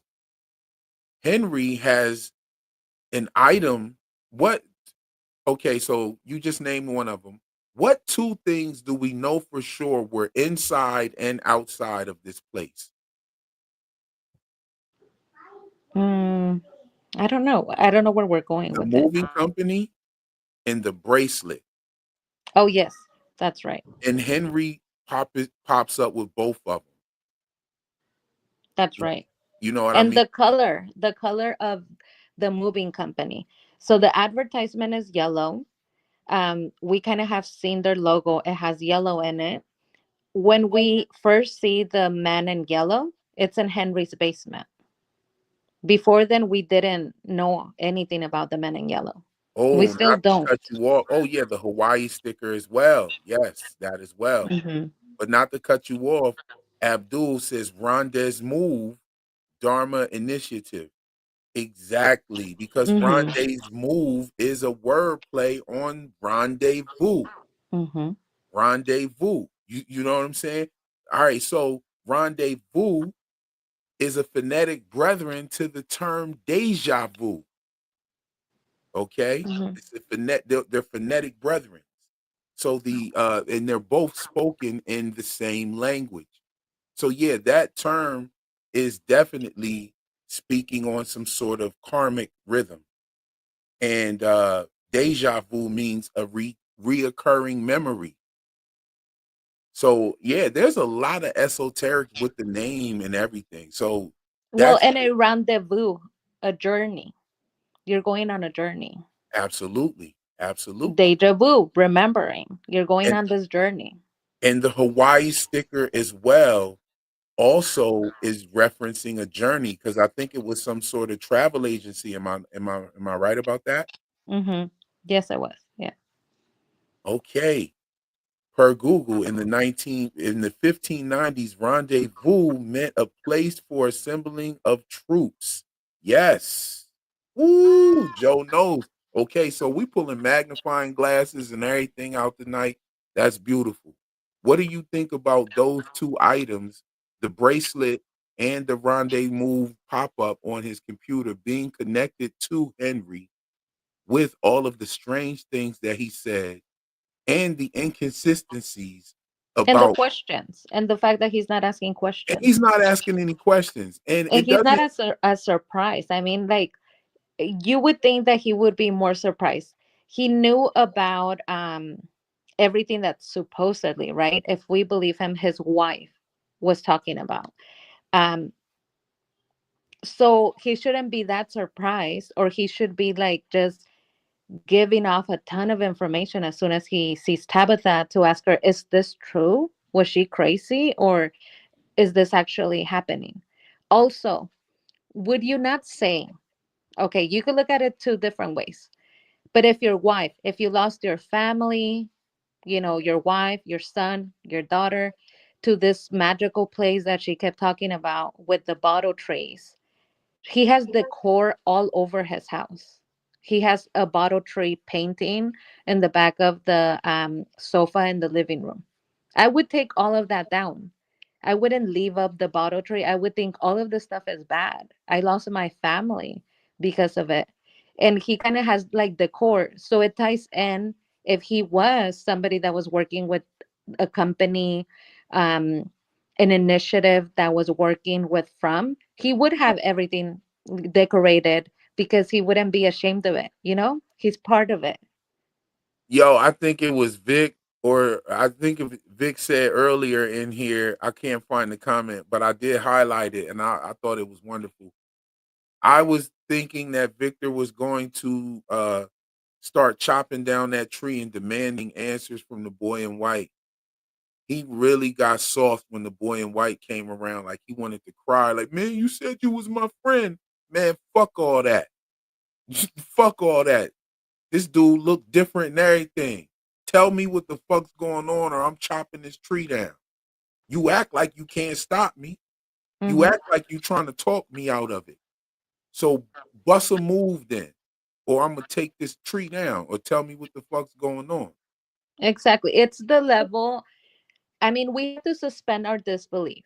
However, it's the level of strategy with the people in town that kind of like gets to me at times. For example, the entities Kimono and the voices. If they're telling you, I have a way for you to go home, all you have to do is help me. Just do a little something for me. Okay, there's a ton of people. Tell me exactly how to get home first. I'll send all of them home. I'll stay behind. I'll help you. If it turns out that you're really like for real, that you want to help me. But Yeah. no, they're more than willing to like do anything that they want. They're not asking like a quid pro quo. Like you do it first. Ooh, yeah. Now see, uh, Amy, good to see you in here. He walked off and didn't even answer Victor.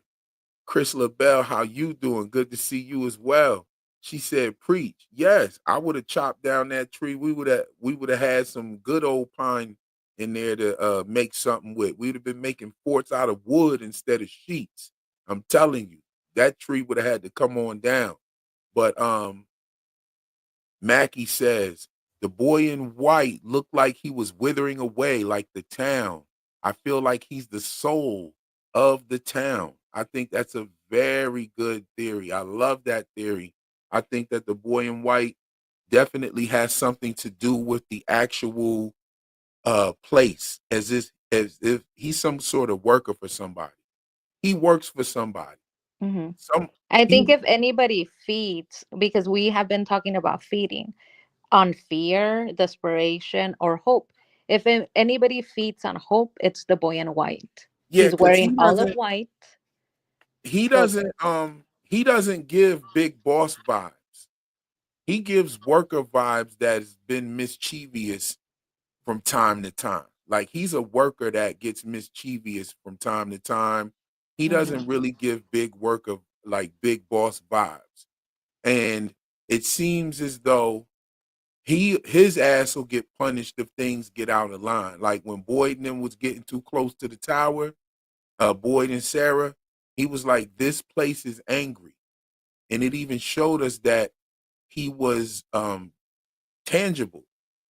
With the rain was making him soaking wet too. You know Mhm. what I'm saying? Like, Yeah. so he's some sort of worker.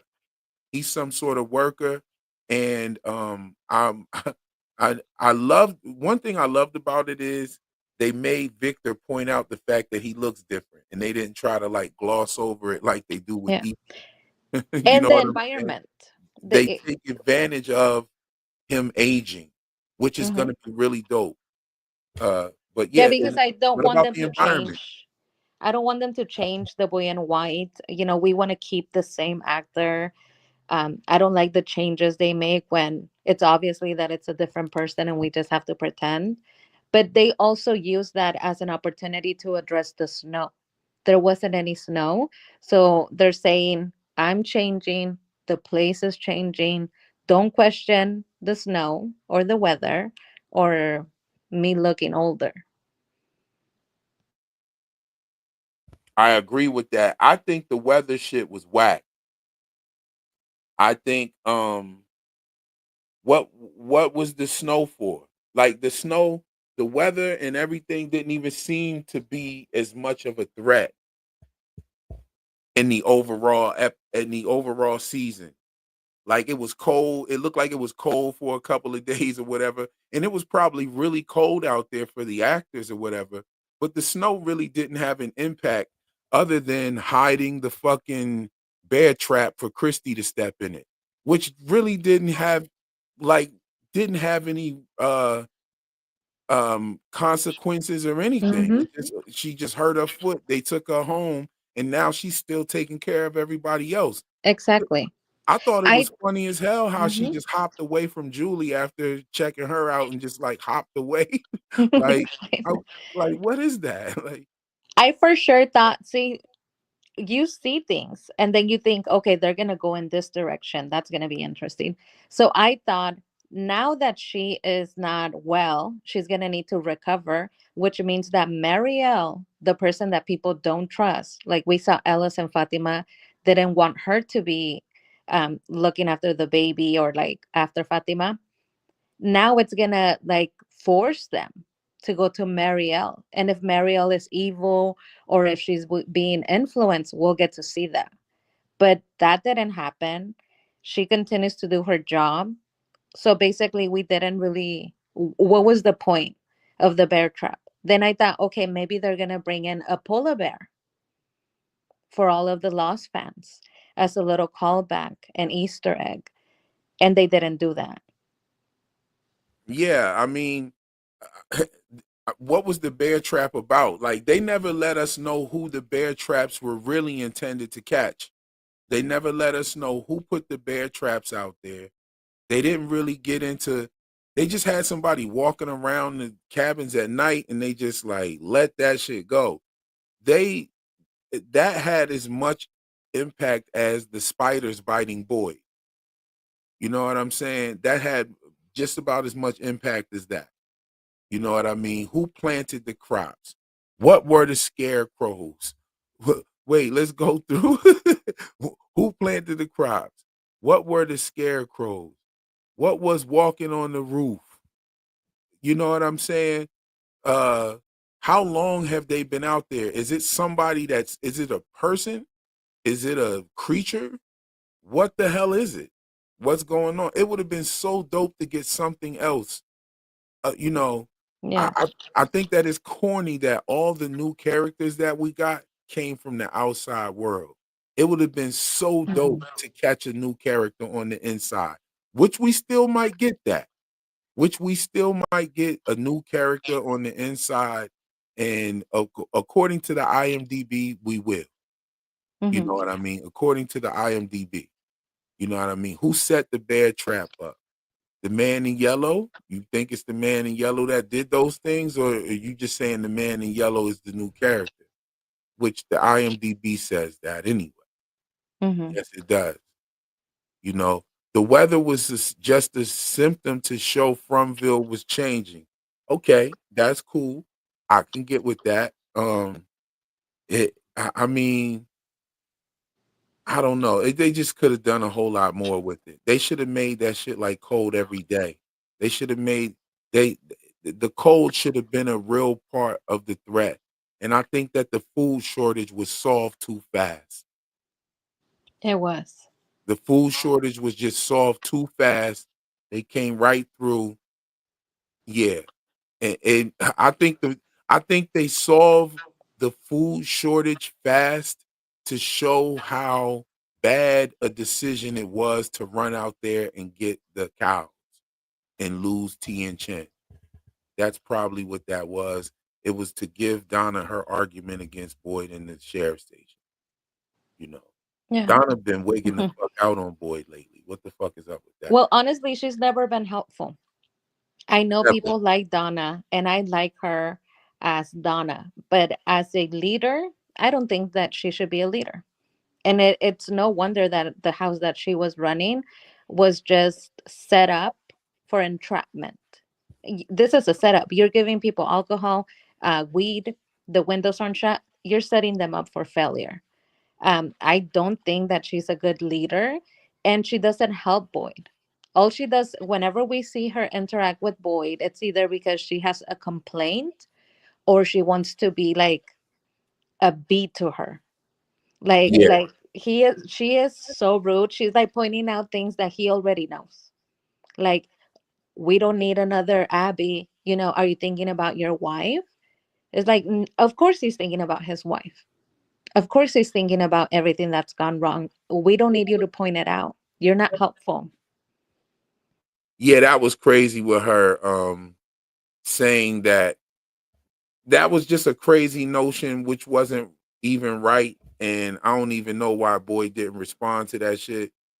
I think he just let it go when she, you know what I'm talking about, when she was talking about the yellow brick road and she Mhm. said, I think that you saved Sarah because you felt some type of way about Abby, Mhm. which is like, no, like she legitimately got some shit going on. Like, what are you talking about? Yeah. She legitimately is talking to these things, and Father Kotri believed in it, and I'm gonna see his way out through.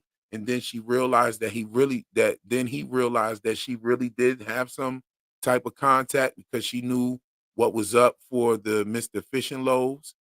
She knew that there was no way that she would have known that without have been told by some sort of entity or something. So like it was confirmed that Sarah obviously hears these voices. Now, um, do I trust Sarah? No. I think Sarah will fuck something up in the heartbeat and Mhm. something in her might just snap. I think she wants to be a good person, Mhm. but I think this place has a hold on Sarah. And that's just my opinion. Mm. And I think she's a part of the game. And even the spoilers was saying something about that as well. So I Oh guess we'll no, see. not my Sarah. Oh yeah. Oh Well, yeah. see, this is what I was thinking. Sarah is very knowledgeable. She, so far, she's the only person that we have seen be able to overcome the voices. She told Boyd, I'm stronger now. I can help you. And she put herself on the line and she went ahead and she helped them. And so far, she hears the voices, but she doesn't listen to them. Not like Elgin.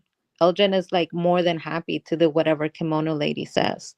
So I think that she would be helpful and an asset to the town if Boyd wanted to have her counsel people. Now that you know that the voices are coming for people, go and ask, is anybody hearing voices? We know that they do this. You need to come to Sarah. You know, like Yeah. she could be Yeah. helpful. Yeah. You know, I think that when people come to this town, it just looks like, yeah, okay, you're here. Let's tell you about how this shit works. And then you get to pick where you want to live. And then you get to run willy-nilly all over the place just doing whatever the fuck you want to do all day. Nah, I think that there should be like a process that should take place at Colony House first. Especially if you get a busload of fucking people or some shit like that happens. I mean, which we know that that wasn't the first time that that happened because there's another bus in there, a kids bus. So that we know that there was a group of kids there. We're gonna get to that Mm. part too. But I think that there should be some sort of like monitoring with everybody that comes to this place. I Mm-hmm. think that when you break the rules down to these people, you should tell them that there's a possibility that you're gonna be having some visions and shit. This place is gonna start fucking with your mind. Yeah, orientation. Definitely an orientation should be going down. As soon as you come up in Frumlin, there should be an orientation. Yeah. There should And there this is where Acosta can be helpful. She's willing exactly. and eager. So Boyd can't do it. He's too busy. That's fine. But Acosta, if she was more of a respectful person, Boyd would let her help. She could run the orientation. That's fine. Yeah, you know, she should have some sort of orientation or he should have some sort of orientation in place and letting her and Kenny work with it. I know Kenny be game to work with it. He seemed like he straight up wanted to ask her in the diner, like, "Yo, you got a boyfriend back home?" Like, you know I what mean, I'm he saying? basically did. He kind of Yeah, like asked her. yeah. He was like, "You got any family?" You know what I'm saying? Like, I know he wanted to say Mm. boyfriend like a motherfucker, but you know, he held his tongue for a second. He just wanted to fill everything out, and he's when you know she has been game about working with Kenny. Mm-hmm. Yeah. And uh when you look at the relationship that he had with Christy, she was the same kind of way, same kind of vibe, but there's just a little something different about Acosta. And that is the only thing that's kind of like likable about her. You know what I mean? It's like she'll work. She wants to work. She wants to do something. She wants to help out. She's even like looking at Boyd like, yo, we good? Like, what's going on? We good? Like, she comes in there, he screams on her and everything. You know, she had to give him a little bit of feedback, like, yo, give me my gun. He's like, yo, you want your gun? You know, I just think that I think she's kind of naive. Like, Mhm. girl, chill out for a minute. You gotta look and see what's happening. If I was thrusted into a place like this, I'm gonna keep in mind that these people might be traumatized from living here. You know what I'm saying? Like, Yeah. you can't just come in here. You're a cop, but we ain't where you a cop at no more. You ain't there no more. That's not your Yeah. role no more. Don't come in here like you a cop. You know what I'm saying? Put all that shit down. Don't you see they got this guy doing something? Be helpful. You done already shot somebody on your way in. You done already killed a resident on your way in. Why is your mouth always open? It just does, you know what I'm saying? She gets annoying, Yeah. you know. I know Joe Knows was saying that. Like, you shot somebody on the way in, your mouth should be closed like a motherfucker. You don't even want to say it. Like Mhm. when she was in the when they were in the diner having the meeting, uh, Yeah. and she said some shit, and the old lady stood up in the background, was like, yo, she killed somebody. Why is she even in here? Like, Yeah. That exactly. reminded me of I don't know if you've seen this. This is totally off topic, but Mean Girls. Mean Girls. It's it's a funny movie, Mean Girls, but they have a scene basically like that where it's a conference and somebody from the background screams like she doesn't even go here because I was like, "Oh my god, it's the same thing." But with the Sam said that she doesn't even go here. yeah, exactly. It reminded me of that scene because yeah. Yeah, Um but I it's never saw strategy. that, but I could tell that shit's funny as Oh, hell. you need to look it up because it's hilarious. It's really funny. It's a really good movie. Um So we but need it's to make a meme strategy. of that. We need to take that part where she stands up and says that. That Oh, needs it's funny. to You should get a clip on it and if you compare the two, it's basically the same thing. get yo, that's hella funny. But yeah, she should it's It's like strategy. You know it's what like I she like doesn't even go here. What is she talking about, yo? Like, get her the fuck out of here. because it's a high school, right? And they're having an assembly and this girl gets up there and she has the most to say. And that's when they scream, she doesn't even go here. And it's true. Like she's not part of the from high school. You just got here. Nobody knows you. Nobody cares. Um, And but you to shot me, some damn body. Yo, and the lady was like, "Hey, what is she talking about? Didn't she just shoot someone?" Like, what are you talking? What did you what did you say? And her shit was lame as hell when she said too. She was like, "Yeah, she tried to tell me and I didn't listen." Like, bitch, what are you talking about? You didn't listen and you shot somebody? I think you need to shut the fuck up. Like, read the room literally. Like, what the fuck? Yo, and boy saying, I got stuck in the bottom of a chimney. I damn near killed myself. I was Yeah. rolling. I spilled my drink, everything. Yo, he said, I damn near killed myself. Dude looked at him like, word? Mhm. Yo, that whole scene was funny. It was we asked for it, yo. We we asked for it. You know what I'm saying? We asked for the town hall meeting and we got a shit show.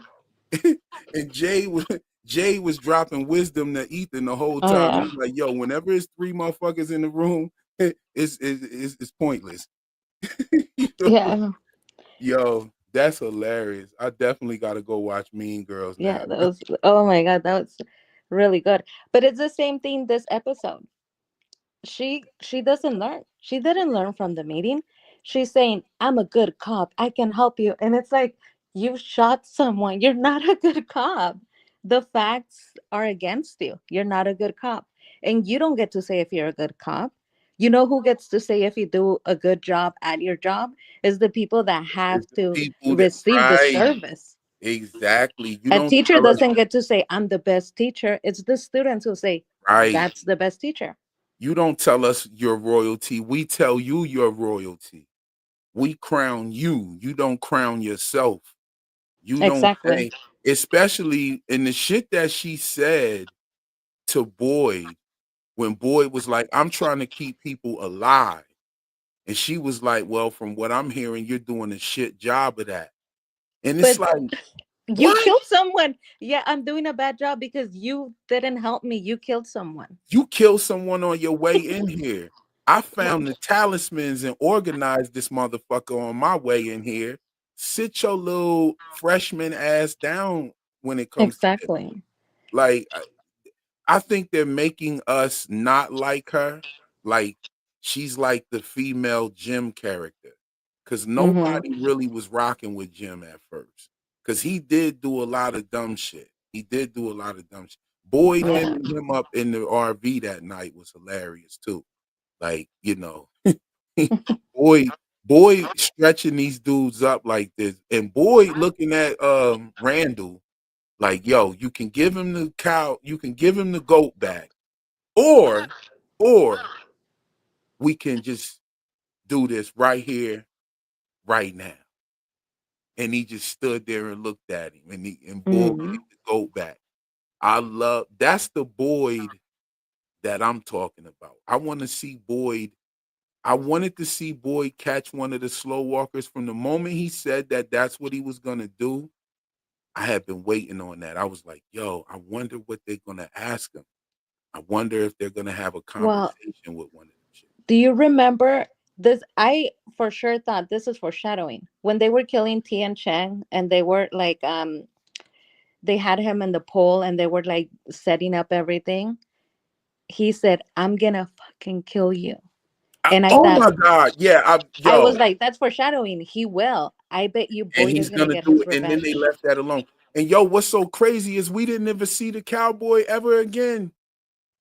Where'd Exactly. he People go? were saying, I think it was like in Jeremy's Discord, people were saying that he is Fatima's baby daddy. So he disappeared as soon as he found out she was pregnant.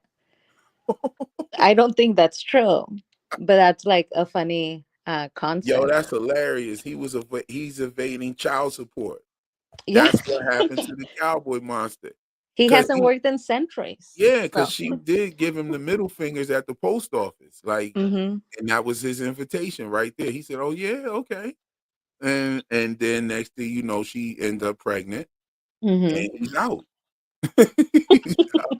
But before I go, I'm gonna make you watch what's going on with old girl here, the pancake chef. We got, you know what I'm saying? That is, Hmm. I don't know. That's another thing, right? When we watch that teaser, just take yourself back to how you felt when the teaser came out, and they showed them wrangling Boyd up and putting him up against the post.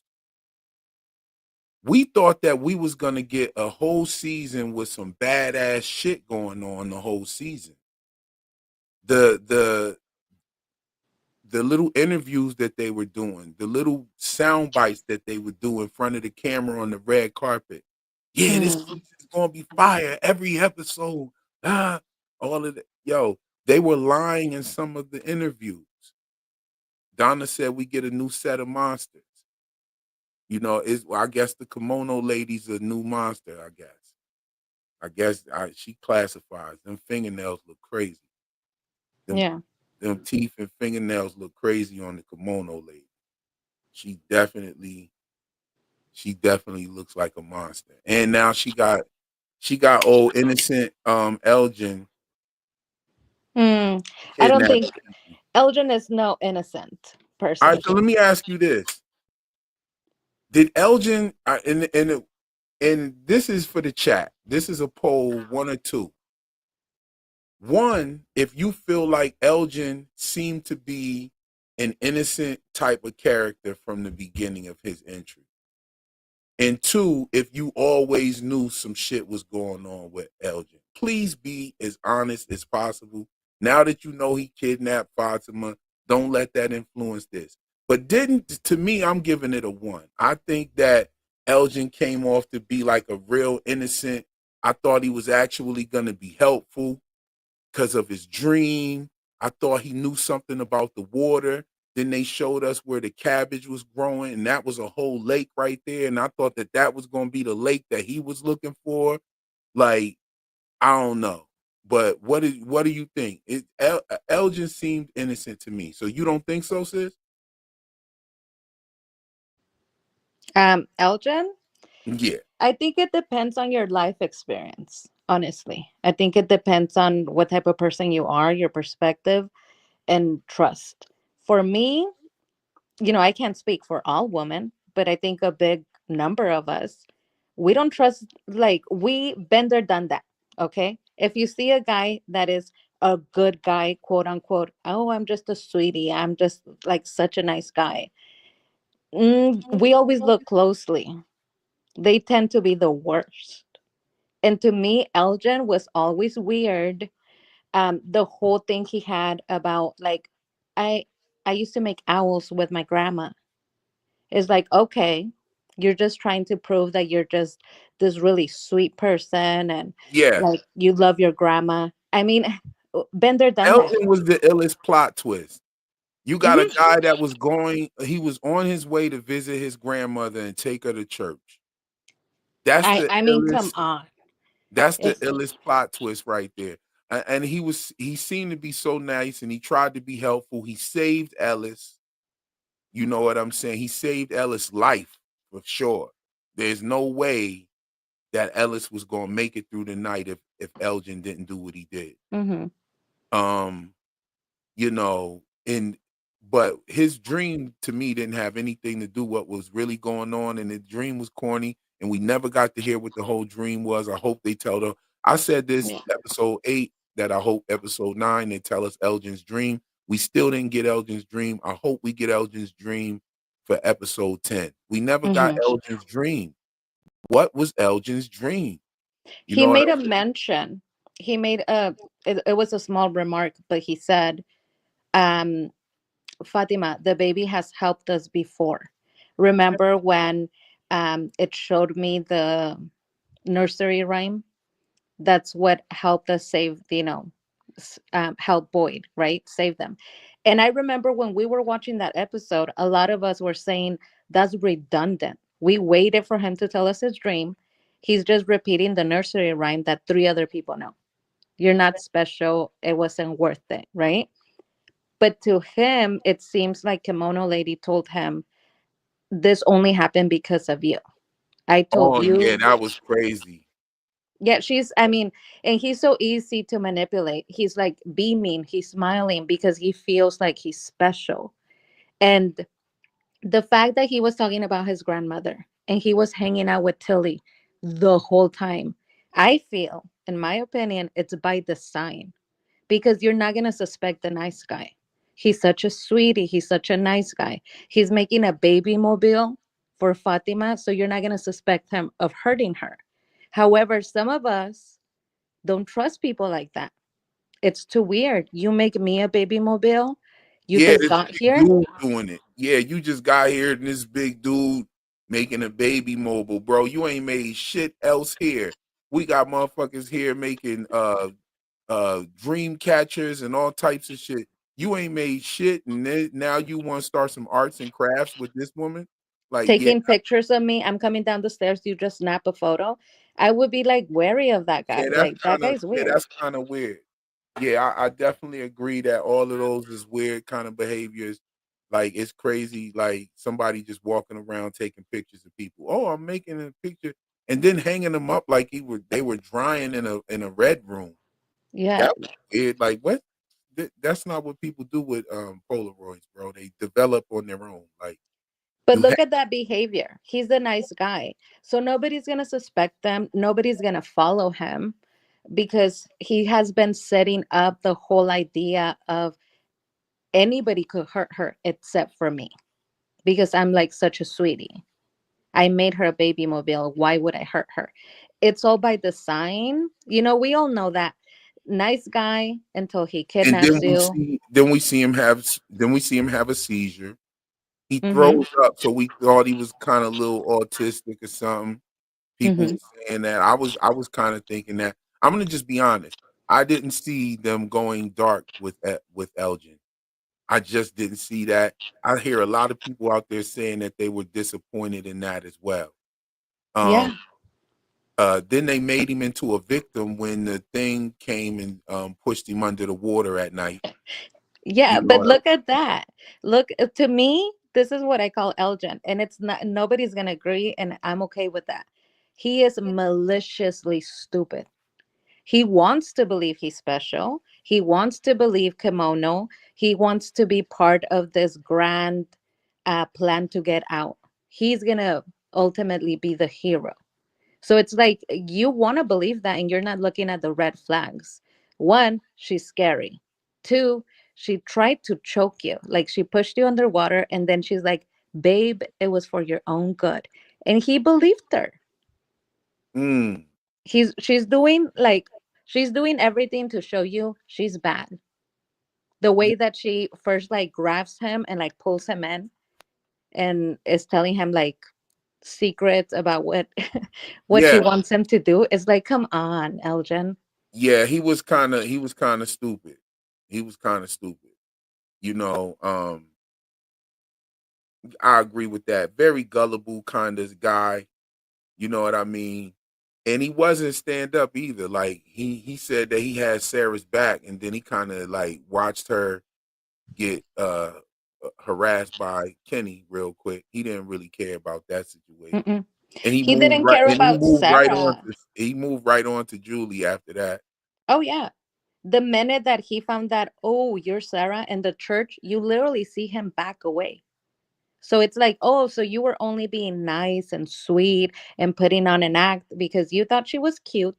You were talking to her, and then you're like, oh, but she's crazy. So let me back away.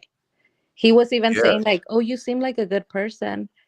It's like, why are you telling her all of these lovely things? You don't know her. You're just putting on an act. I never trusted him.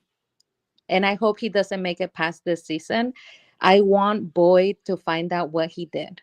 And I want Boyd to just like let fire and hell rain down on Elgin because he's awful. He's horrid. Yeah. That shit was scary as hell with him pulling her in the room like that. That was dark as fuck. And the music that they put on top of that scene was perfect. Hmm. And he played the hell out of that. Shout out to Elgin, the guy that plays Elgin. I think his name is Nathan something. Yo, shout out to him. He played the shit out of that part. Hmm. It was creepy as hell. He took a innocent seeming character and turned him into one of those like naive sling blade kind of characters. You know what I'm saying? Yeah, I thought that was on Hmm. every aspect of it. Even the insomnia and the looks on his faces was so on point. The acting was on point. I loved how he Hmm. did it. And it made me almost feel sorry that it was happening to him like that. It What's was really like, amazing is that the actor, he's actually older. So when you look at interviews, you definitely see him his age, but he was able to play. He's playing a teenager, and I buy it. He's acting like a and I can buy teenager. it. Yeah, he's Yeah. like a big teenager. Yeah. And he's definitely selling that. Hmm. Yeah, I hope that he has a very bright future. I think he's gonna die. I said that in my prediction, and I said that based on the promo photos because I felt like it was Tien Chen that died, and they put Elgin right in the Hmm. corner with Tien Chen and Father Khatri, And I was like, well, why would they put him in the corner with some people that died? And he And has nothing to do with them. He didn't he has really know nothing to do Katri. with them. He's never had a scene with either one of them. You know Hmm. what I mean? So, one thing that I can say about this season that I really, really enjoyed was we got to see characters that didn't get any screen time together get some of the most screen time together. Hmm. Kenny and Jim never had a scene. Then they had all those scenes. Then you Yeah. had Victor and Sarah were never even seen in the same place Oh together. yeah. And then they got all those scenes together and they were great together. Those were the best scenes. Those Yes, were hilarious. It was like talk about comedy, dark comedy. Victor was amazing in it. Sarah, I love Sarah, but the the way dark that she played comedy in that was everything, hilarious. it was like she had such grace. And even with the puppet, right? When they open up and And it's she's the trying to puppet, make the puppet talk. she's Yo, like, she's hey, like, "Hi, Victor. Do you want to play? I can tell you a secret." And Victor flips I thought I out. was okay. I thought I was the only one laughing. I was high watching it, and I thought I was the only one laughing. But that scene was hilarious. That scene was Yeah. hilarious. The scenes where he was like, "Yeah, my mom and sister died, like just like your brother, but I didn't kill him."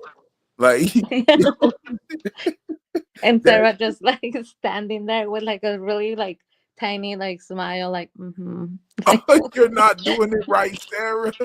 Yo, "You're not the one." He started like being so mean, and she's like, "I'm trying my best, Victor."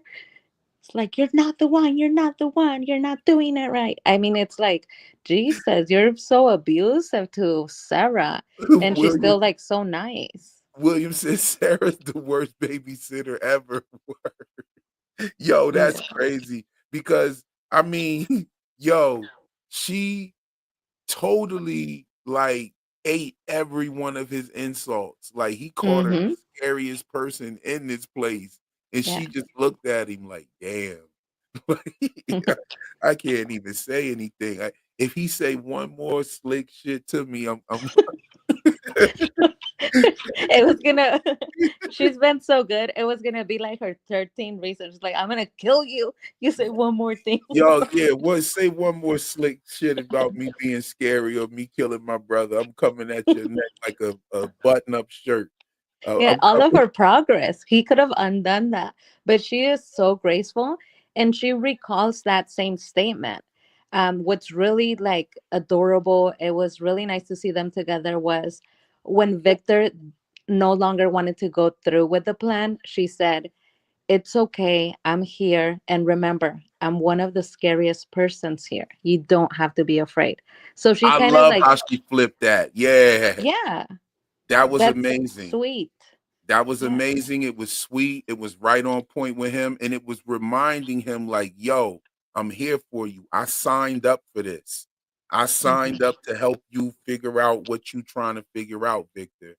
Um, I'm honored that you came here." Yeah. Sarah's like, "Nobody's fucking with me right now, and you're walking, taking walks with me, all of this, you know." Making forts. She got all of the supplies. She went into the basement with him. Like, she is available and ready to help. Mhm. Look at you. Is everybody in the chat hearing this? Real enigmas and theories is giving Sarah praise. I think he might even like Sarah. I'm giving the actress more praise than the character, I because think you like Sarah. I I'm think gonna there's I'm a gonna little part highlight of this you. comment right here. Reverse psychology. Uh-huh. Sarah was definitely playing and learning something. She was listening and learning for something. I think she knows exactly what team she has to play on. And she's helping the right team on what she needs to. And this is why those voices told her, and they told her in the way that they told her, in a malicious way. They didn't mean to tell her so that they could find the girl. They meant to taunt Sarah since she wants to be good. And think about when they did it. They did it when she finished putting together the little snowman that Mm-hmm. that Kenny broke. So Yes. that's when they chose to attack her. You know what I'm saying? It's almost like saying you will never put your life together here. You will never be able to put your life together. Keegan said real secretly likes those dark triad traits. Nah. Yo, and Keegan, well, I ain't even see you in the chat anywhere. You came in here just to say that shit. Shout out to Keegan. Nah, like I don't know. I don't know if Sarah's the equivalent of Elgin. No, no. Sarah's Sa- better. Sarah's Sarah's worse. better. No, Sarah's worse. To me, Elgin, Sarah's better. Elgin is trash. Elgin is just like, I could talk hours and hours, everything and you he's guys don't right want to hear about it. everything he's saying, except for the fact that the baby's gonna do good things. Da da da da da. But he's right about her.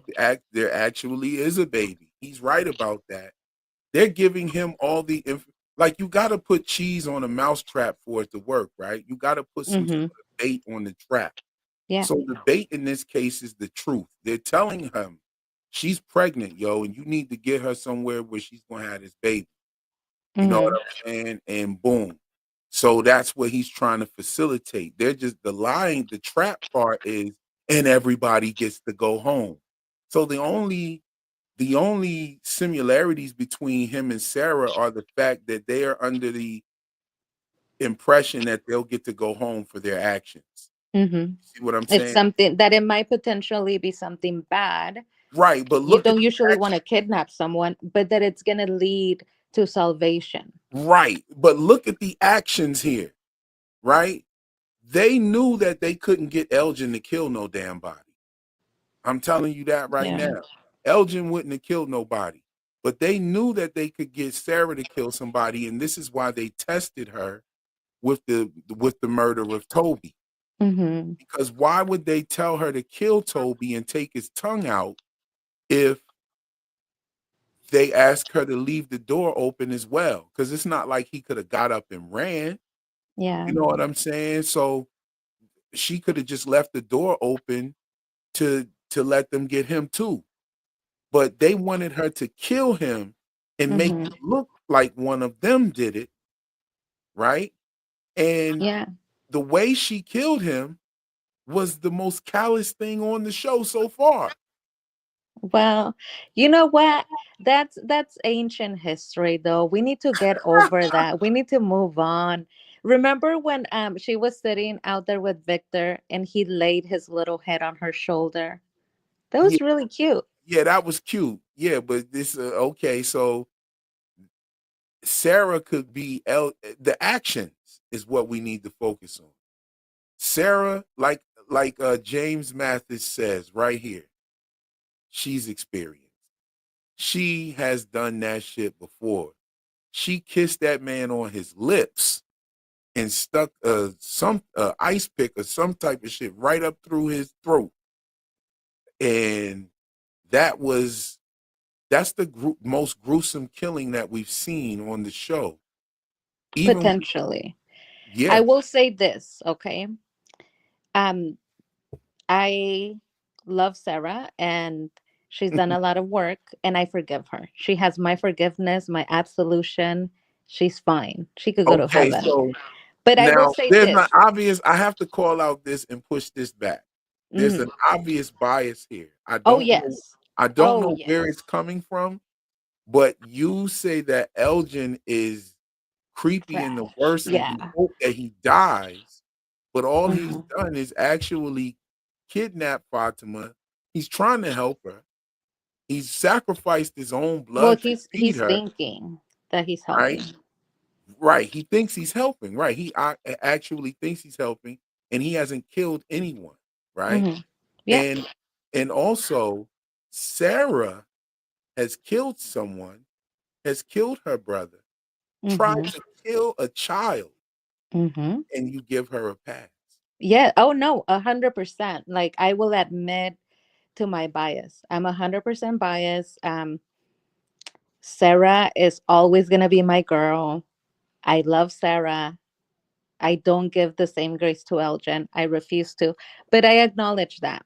Not only do I acknowledge that, but let me give you some more information to help your side, because I know everything that she's done. Um, so, against and contradiction of what I said about Sarah, I will acknowledge this. It was by design. The fact that they said, kill Toby, um, rip out his tongue, open the door, it was escalating. Why was it escalating?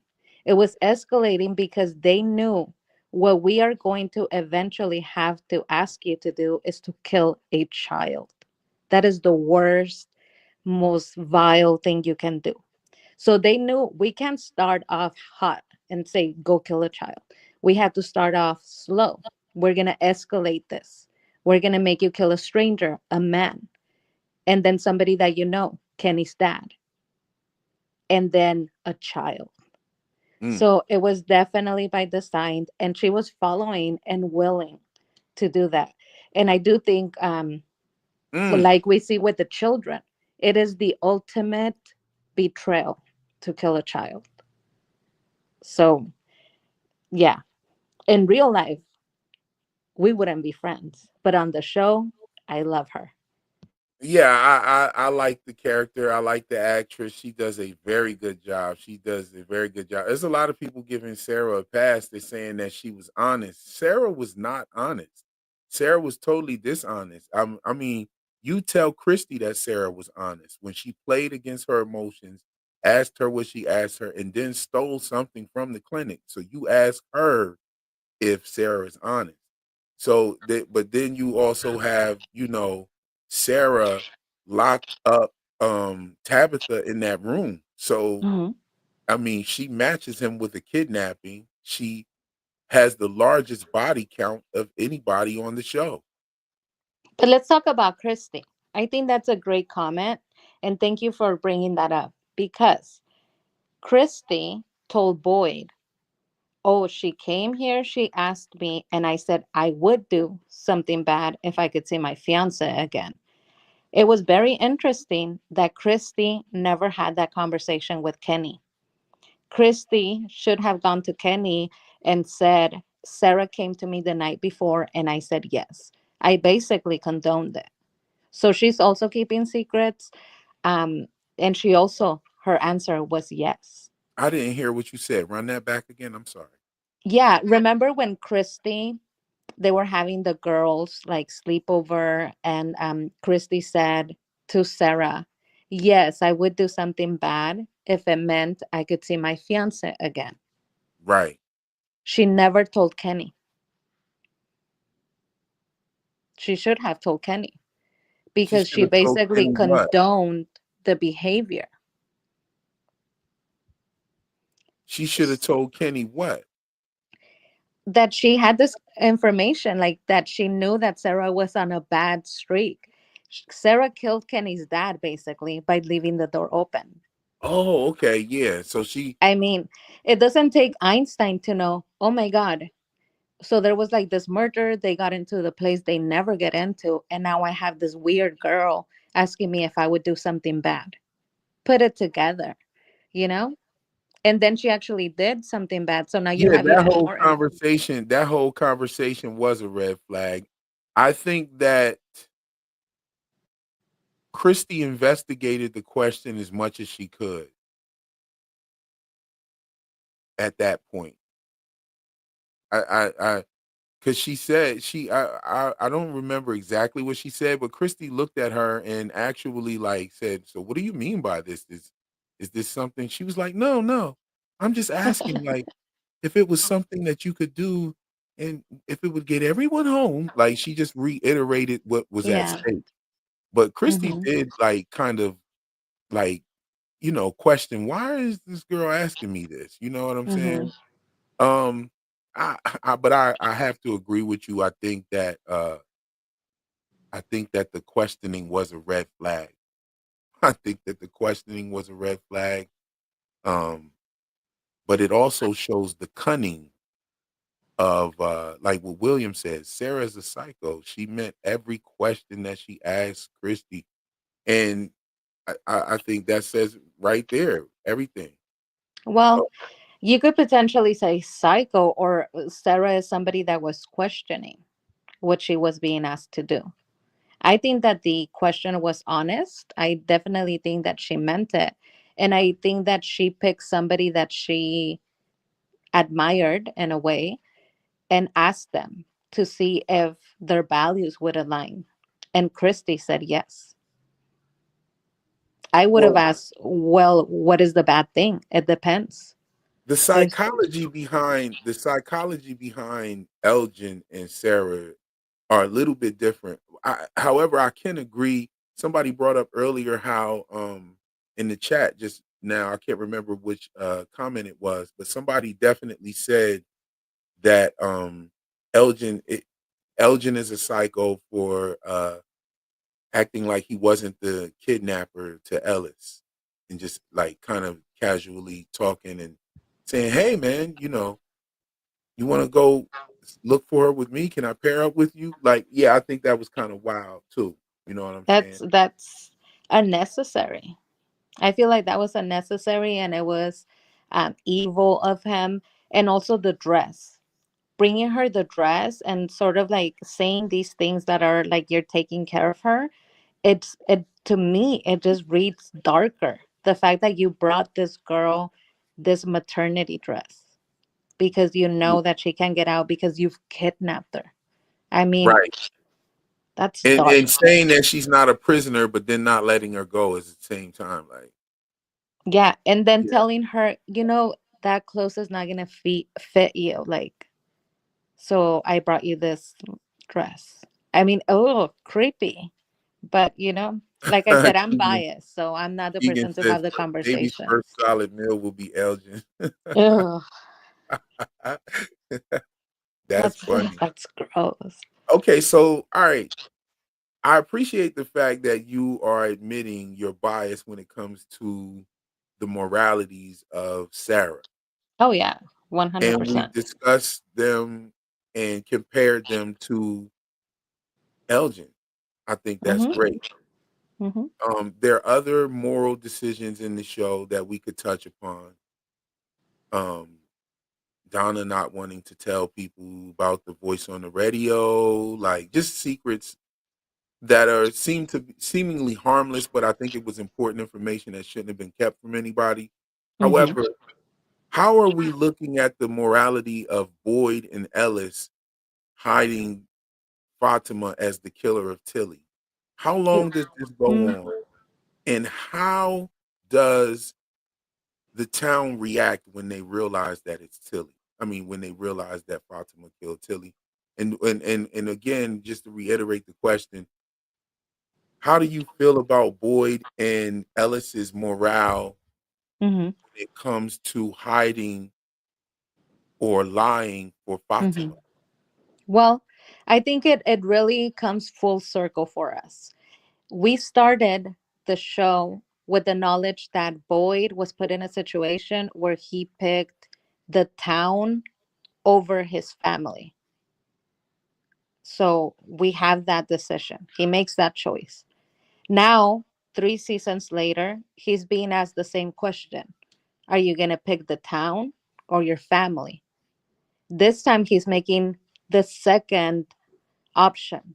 This time, the second decision, right? He's picking his son and Fatima over the town, even if that means that the town might get hurt. And I think that that could be because of the repercussions that he's had. The fact that he chose the town, chose to take care of them, chose to provide and to focus on escaping, and left his wife behind, left her in a bad way to the point where he had to kill her to save his son and potentially more people, because she wasn't only going to kill Ellis. It would have been saving Ellis and everyone else that she could have potentially killed.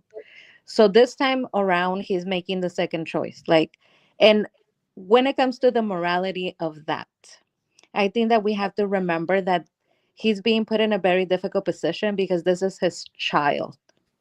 So where we as humans would be moral, usually, When it comes to You're cutting out a little bit. I think is that me or is she that cutting out? includes our morality. You cut out a little bit on the last few sentences you said. Run that back. Yeah, like when it comes to our children, the people that generally would make the moral choice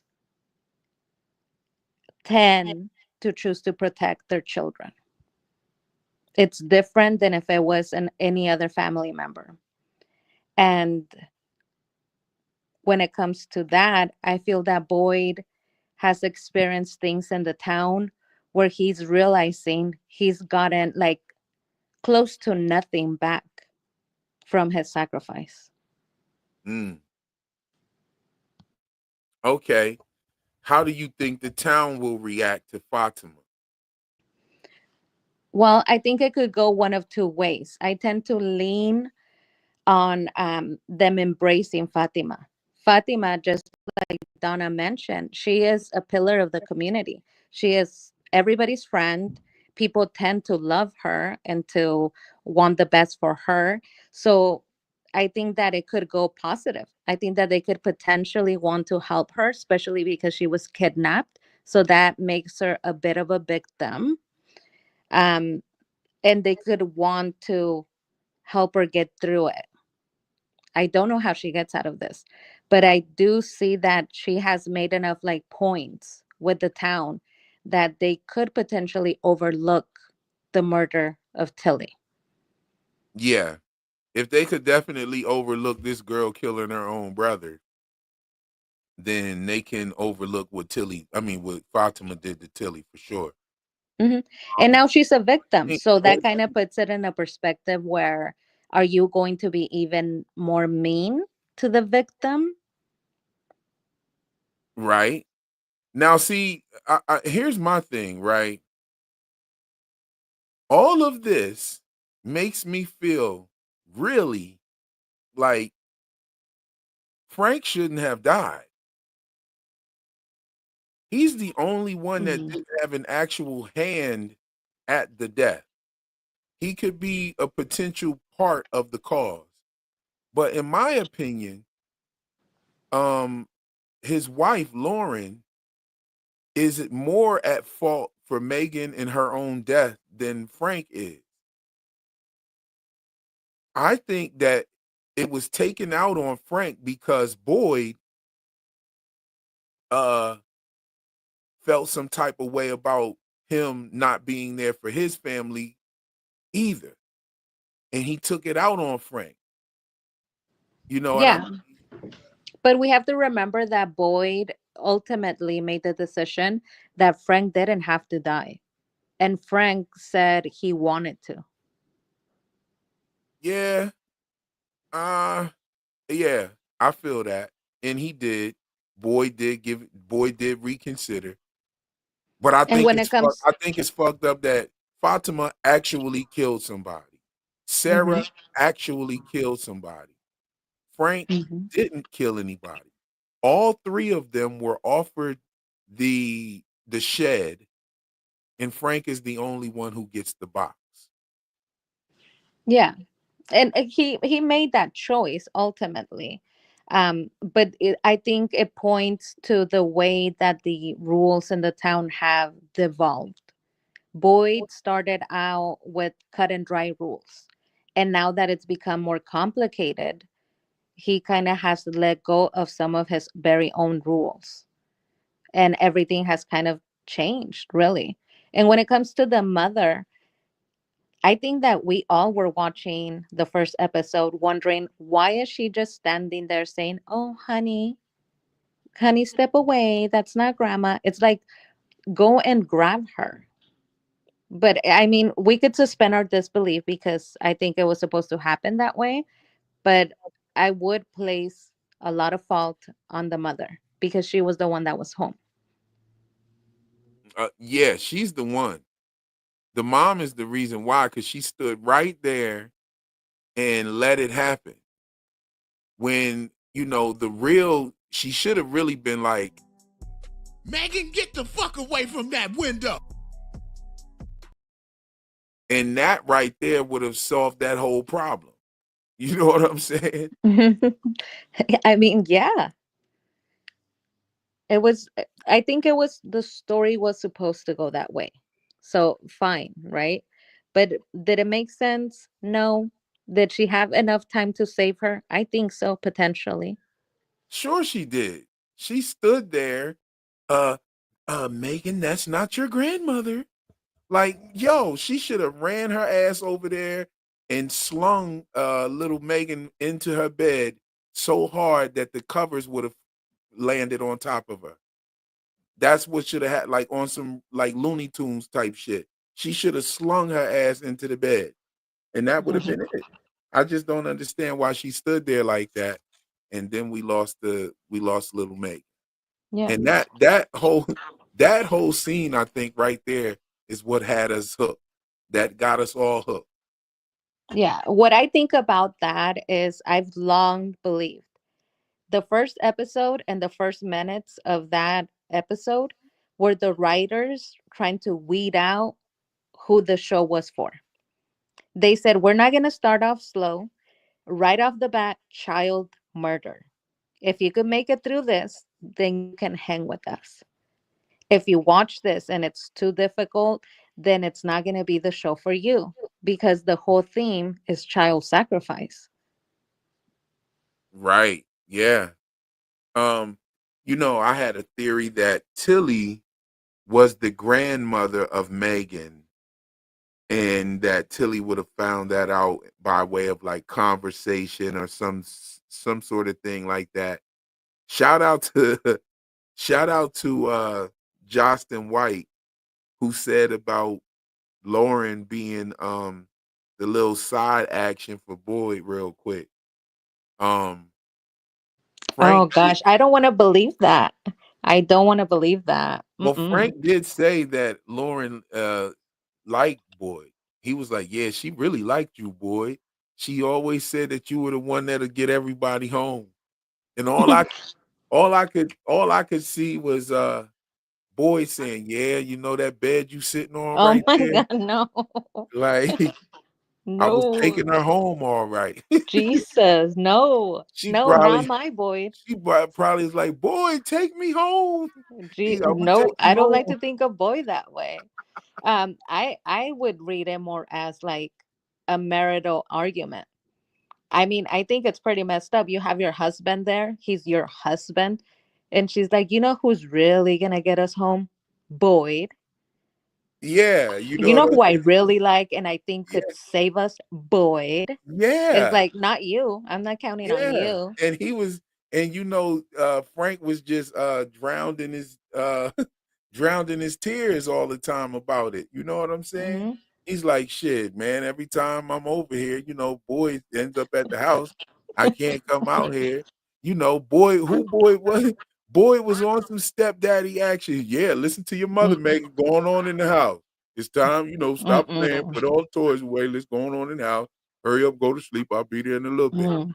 But like, that's what it felt like for me. Like, what I'm saying? Yeah. Boy, I just don't want to see Boy that way. And a lot of people were also kind of saying that Bacta was speaking to Boyd in a way that was maybe more than friends. And I oh also don't yeah. want to see them together. Mm-mm. Oh yeah, Bacta and Boyd was definitely flirting on the bus. Yeah, He she said like, I have your back. yeah, I got your back, boy. He's like, yeah, baby, your braids is looking fresh. Oh God. You keeping your braids fresh. I see where you're going with this. I'm just trying to look and see wherever Randall was laying down to see if we can make some room up in Oh, here real quick. And oh then no. and then the whole shit with Dale happened, and that fucked that all up. Boy was about to get busy real quick with Bacta. I'm gonna tell Mm. you who else.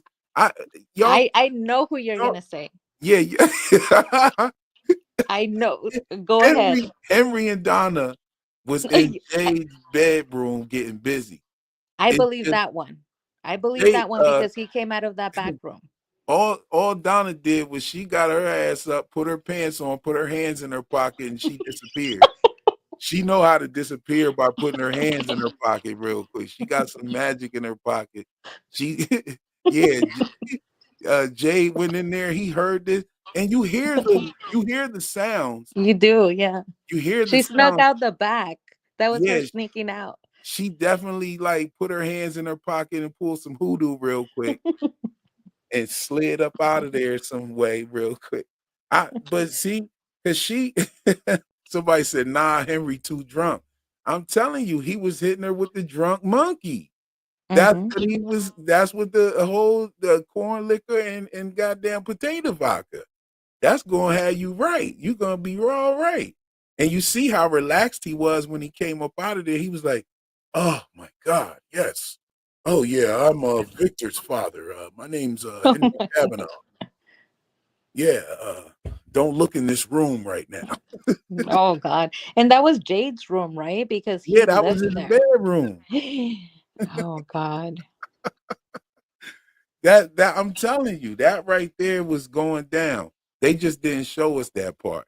And I bet you he's sleeping in Donna's room at Colony House. Oh, I'm telling you, I she would was like to too see them nice. together. They could be Yo, together. That's fine with when me. she took him upstairs, when she took him upstairs, Hmm. she went and got that man some drip. Did Yeah, you she's see the like, we little keep the vest? good stuff She's upstairs. like, yo, this is the good stuff. And then he had the little fly little hookup on. Like he's the best dressed up at Colony House. How that happen? He just Hmm. got here. You know what I'm saying? Yeah, Another and she's another already been acting like Victor's mom. So, another thing is this. How is it that motherfuckers that been at Colony House for years, they still sleeping on the floor, but they had an empty room for Mari. They had an empty room for Elgin, got his own room. And they had an empty room for Tabitha and Jim when they got there, but it's all these people that been here, living here, sleeping on the floor. You know what I'm saying? I don't get it. yeah. Like, what's up with that? Like, no, I'd have been like, nah, go fuck yourself. I need one of these rooms. I've been here for like 3 years already. Fuck y'all. I'm going Hmm. to the room. I get the room. I've Y'all stay always on the thought floor. Colony House is a mess. And do you recall we saw right before she went into the bar with Henry, she was doing the dishes, and it was just a pile of dishes. And it was only Donna. She was the only one that was cleaning. So she's not running that place smoothly. Oh nah, she fell off. She fell off. Donna still gets drunk in her room and looks at that picture of her so-called sister. Who takes a picture that big on a camping trip or a hunting trip with them? How you have a picture that big? I don't understand none of that. That picture looks shady as hell. She was looking at it this last episode too. Hmm. I think that there's something up with what I don't believe Donna's story. I don't believe Donna's story. You know, I always used to say that they never did anything to the face, but then we see them cut Randall's cheek off. But at the Hmm. same time, they didn't kill him though. They didn't No. kill him. They tortured Randall. Well, They but Miranda, we saw that Smiley, he went straight for her face. And then Tabitha starts grabbing her face. So, I don't know. I don't know. I would love to. I would love for them to be more open about all of that Miranda shit. You know what I mean? well, they better be. This next episode, I think that they really have to spell it out for us. Um, she needs to talk about what's going on with Jim or her children or someone so that we could get more insight. And also, we were talking about how suspicious Henry's behavior is. So, why isn't he asking his child, can you tell me about your mom? Can you tell me about your sister? Can you Victor is willing if you provide the support because he is trying. He's telling him, I'm gonna remember, we're gonna be okay. So help him remember, walk him through it. But so far he's not asking about the There's bodies. too many inconsistencies with Victor, and I'm gonna point some of them out in this next video that I do. But he said something in this last episode that just It just contradicts everything he's ever said, and it doesn't even have anything to do with his mom or anybody. But Victor's obviously lying about some things too.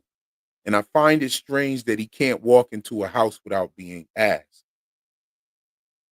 I Yeah, find it's that almost very like the strange. monsters. The monsters. I mean, there's the talisman, but also when that guy at Colony House opened the window, he kind of like invited her in too. So that kind of correlates there. Okay. Justin White, what's good with him? He says, can we talk about what's in the sky for Rotten Tomatoes photo episode 10? Is it what Donna's afraid of talking about? Hold on, let me look it up real quick. You said Rotten Tomatoes. Okay. From season 3. Hold up. From season 3, episode 10. Oh, that's not the episode, bro. You talking about episode 9. That's the episode I was hoping for. I was hoping for an eclipse. Hold on, I'm gonna show you. I was hoping for an eclipse this episode. That would have been so fire. But this is it right here. See, episode 10 is them out in the woods. So they go out into the woods together. Yeah. Okay, so what's the synopsis? Boyd is pushed to his limits as time begins to run out for someone he loves, who's Fatima. Randall is haunted by his trauma, and Victor reveals a hard truth. Okay, so Victor's dropping some answers. Tabitha's unlikely journey takes a shocking turn. Okay, so unlikely journey, like what? Is she going somewhere again? Like, I don't know. That's a trash synopsis. What was the synopsis for episode 9? Just curious. Hold on. Tensions are at an all-time high as the town residents learn that one of their own has gone missing, and that's all they gave us, and that's all that fucking episode was. Yeah, that was rather trash. I wasn't feeling that. But yeah, Justin, nothing in the sky. I believe that this scene here, where it looks like they're looking in the sky, is them looking at Boyd talking about finding somebody, finding Fatima. That's what I think that is. Because that's in episode 9, and that's when all the people were standing together. You know what I'm saying? So that's what I think. Episode, I thought that we were gonna get an eclipse, and I'm not mad at them not giving us one, but it would have been really super fire if we would have got something like that. I don't know. I just feel like we haven't got a lot. I don't feel Yeah. like we've gotten a lot. Yeah, I agree. Again, this Um is my face the whole episode. yeah. I mean, it was a good episode, just not for Revelation 1. I mean, you're talking Revelation 1, Revelation 2.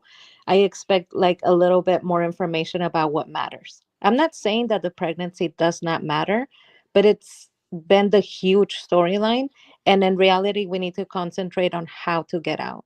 So that's Tabitha and Jade. You're right about that, Justin. That shot was never seen in the episode. Let me see here real quick. I think there's a couple other shots that weren't seen in this episode as well. Um, this one, this was not seen in the episode. Mm, This shot with the tambourine flying out the window was not seen that's in when the he's throwing away all of his stuff. He's right. throwing like papers. Yeah, but the shot with the tambourine flying out is not on the episode at all. You know what I'm thinking? It shows Because him throwing it out the window from inside of the house, Mhm. but it doesn't show it flying out the window at all in the episode. Because I was Yeah. looking. What I'm thinking is that you already found an inconsistency last time with Julie's jacket. So Mhm. I'm thinking they filmed the scene, they take some pictures.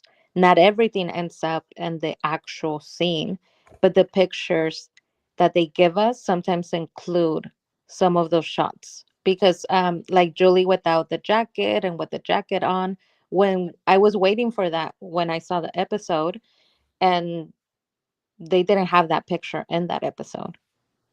Yeah, this was my other face during this episode though, when it was just too much talking.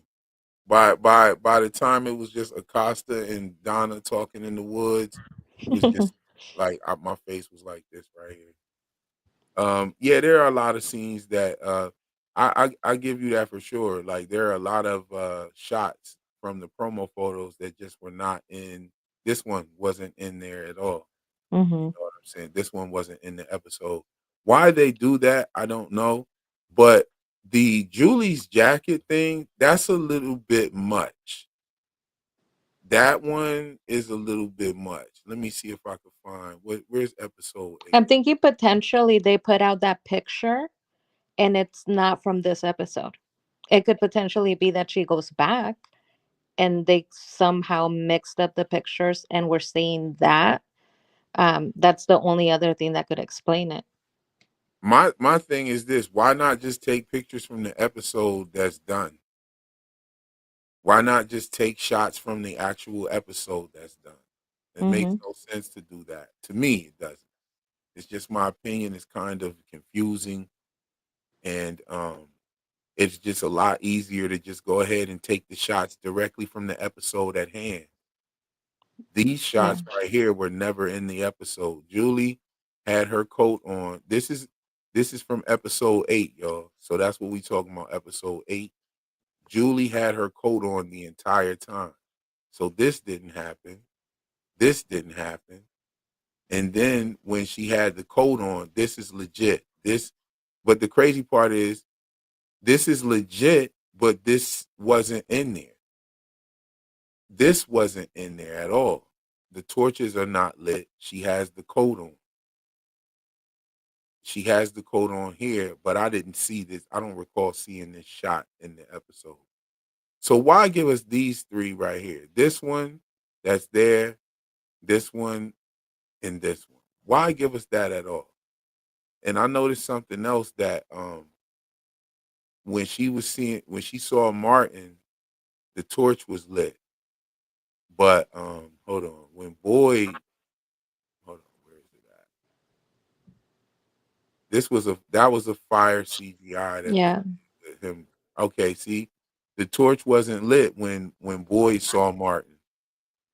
So when Boyd encountered Martin, this torch right here was not lit. Now when Julie encounters Martin, the torch is lit. Hold on, where is it at? The torch is lit. This was fire that I caught this hand sign right here. That's called the PR. What does it mean? And it means sorrow and forgiveness. Oh. And this is when he was telling them about the kids and all of that, and that you need to go in the tower to save the kids. I really like the boy in white stance. It could be because he's getting older, but he's definitely looking more like the way he's standing there talking to Christopher. He's like, I'm telling you, like he's being really serious about it. Ye- Oh yeah, Look at like that stand. this right Hmm. here. Yeah, I totally felt that, and I noticed that there's something wrong with his arm, and that they're trying to give us the idea that there's something wrong with his arm. He always waves that arm, and when he was walking away from Victor, stopping him from chopping the tree down, he had his peep his arm, that same right arm. It was like something was wrong with it, like it was like stuck or stiff, or something was wrong with his arm. Hmm. So there is something about the boy in white's arm. Could he potentially be another victim? Was he supposed to be maybe sacrificed and And he made it was out. hurt, but he made it out? Mm, that would be fire. That would be fire. I was really disappointed in not seeing Jasper talk. They should have done something with that. I was really disappointed in that. Yeah. And they showed Jasper back up in this last episode which I thought was unnecessary. He was creepy and scary and interesting because we didn't know if he really talked or not. But now you could have just had Christopher. He Yeah, it's wasn't a nothing necessary. burger. Jasper is a nothing burger. Hopefully they do something with Jasper because that would be fire. I would love to see the doll talking. I would love to know if Christopher came into town with this doll. You know, one thing that we do know is that um, Christopher was in the two cars. He was one of the two cars, but Victor and his mom and sister were not because Victor said that he was already there when the two cars came in. And he talked about how it's special. And Victor looked really creepy when he said that it's special. And he seemed like he was happy about the special event itself. Hmm. When he told this, I'm talking about when he told this to Julie. And like when we first are introduced to Victor, he was Yeah, like, like it was a positive thing, I thought. right. He said it as if it was a positive thing to at least him. At least he thought it was a positive thing. But then we come to find out, I don't know. That's just kind of, I don't know. I don't know. That just, I don't know. I guess they just did that to make Victor seem a little creepy or something or whatever. But then like, yeah, exactly, Justin. Like, Jasper should have talked. We should have got Jasper talking. Like, come on, yo. I know they didn't want to go all like slappy from Goosebumps and shit, but just having him do that scream. One thing that I always found interesting, um, I'm always catching the sound bites and the reusing of stuff like on this show.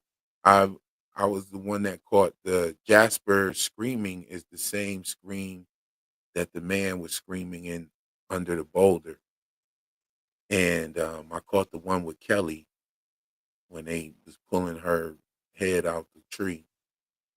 Uh, but this that is interesting about it. That does connect the the guy there.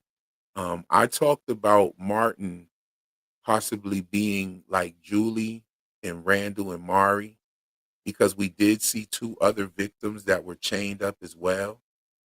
And I think one of them was the guy in the under the boulder. Hold on, let me. Did you guys? I don't know if you ever heard me talk about this before, but did you hear this before? About the sound effect. No, about the guy under the boulder, not the sound effect, but him. He was one of the ones that was chained up. Yes, you made there was a video. I don't remember if it was in a live or an actual video that you put out. Okay, so yeah, you heard that whole bit Hmm. right there. Yeah. Okay, so for those that didn't hear it, the body that is under the boulder, one of the where the boulder's laying at and where the boulder would have crushed that person, you can see that the skeleton that's hanging up next to Martin is also crushed in the same spot. Oh, I just found the picture. And okay, hold on, let me see. How do I share this? Oh, here we go. Uh,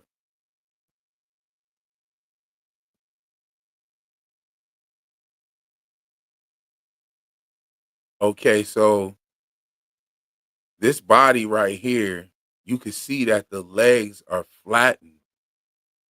And you can also see right here in the torso where the boulder would have been crushing this person right here. This boulder would have been right here on the person. And this, like the chest area, you see the chest area seems to be unfazed. The whole chest is exposed. And this does appear to be a male skeleton, being that it has the pelvis bone right there. You can see that in the Adonis bone. So that is a male skeleton. And you can see that the legs are flattened. Now, let me see if I have another picture of the other body. and it looks just like the damage that you see on the body that's inside of that room in the root cellar. You know, the body that had the shirt on with the beard and the hair. Okay, so the other body, hold on, let me find that body. That's now that I didn't know who that body was, but it looks like something was eating the flesh off the bones on that body. And that's kind of almost what this body looks like that's laying down there where that Elgin took the blanket off of the body. Um, yeah, hold on one moment. I can't find that picture. I can't find that one. There's a lot of pictures in here, and they're set up for like the way that I created the videos. But yeah, just trust me on that. It looks like this. It looks like we've identified the other two bodies that were with Martin. One of them is the body that's in the root cellar, where Elgin pulled that blanket off of it, and the other body is also the body that Jade saw in the root cellar. So I think that those may be identified, but we still don't know who the hell they are or what the hell is going on with them or anything like that. But I mean, y'all could look at that right there and see, boom, that does definitely look like that boulder. It even just looks like it just was right there. Like, I don't know. Like, I can kind of see the boulder. What you think about that, PM?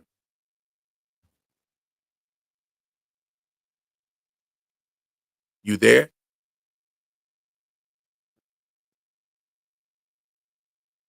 Yeah, I agree, Laura. It does look burnt, but the thing about it is, if it oh okay, getting your charger back.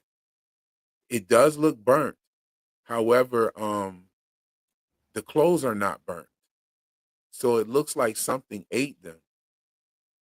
You know what I mean? It looks like something ate that one body, like maybe cicadas or some sort of other, I don't know. And you can see, there was a beard on this person and everything. So you'll see, like, if you go look at both of those bodies, I think we've identified all three of the bodies that were trained up. Martin being one of them. The Boulder body, we'll call it the Boulder Man. The Boulder Man right there, that's his body. And the other one is the body that Elgin finds. So yeah, she went to get the charger. But yeah, that was something that I found, and I thought that was real compelling, like because wh- what is going on? We know that this was the thing that I found strange too. We had the melody from the music box, and we also had a total different melody for the nursery rhyme was in a total different melody. Um, what was the melody for that? Da-dun, da-dun, da-dun, da-dun, da-dun, da-dun, da-dun, da-dun, da-dun, da-dun, da-dun, da-dun, da-dun, da-dun. The other one was totally different. Dum, dum, dum, dum, dum, dum, dum, dum, dum, dum, dum, dum. It was a totally different melody and everything. However, the melody of the nursery rhyme is referencing the melody of the music box for sure. I'm thinking that we can all agree there, right? But my thing is, what so if that's the case, then it had to be two other people that were also gathered and brought into this place with Martin. Um, what made Martin different that he was still alive? What did like if the cicadas went in all three of them and they ended up in there, then what happened to the other two? Why did they die? Maybe they didn't get the cicadas, or maybe they weren't affected. Then how did they end up in this place with him then? Like, I don't know. That right there just gave me a bunch of questions, you know what I'm saying? And then just even referencing that to Julie being different. At this point, we don't know if uh exactly William is in the building. Um Yes, 1 2 3 1 2 3. Yes, and then the three four versus the 3/4 melody. Indeed, that's exactly what we're going with it. I don't know what that is. I don't know what the significance of that is. Um, music theory. I'm not the best in music theory. However, like I do know a little something. You know what I mean? I could point out certain things. They say that this music, the music notes, is there a complete list of all the numbers? I don't know.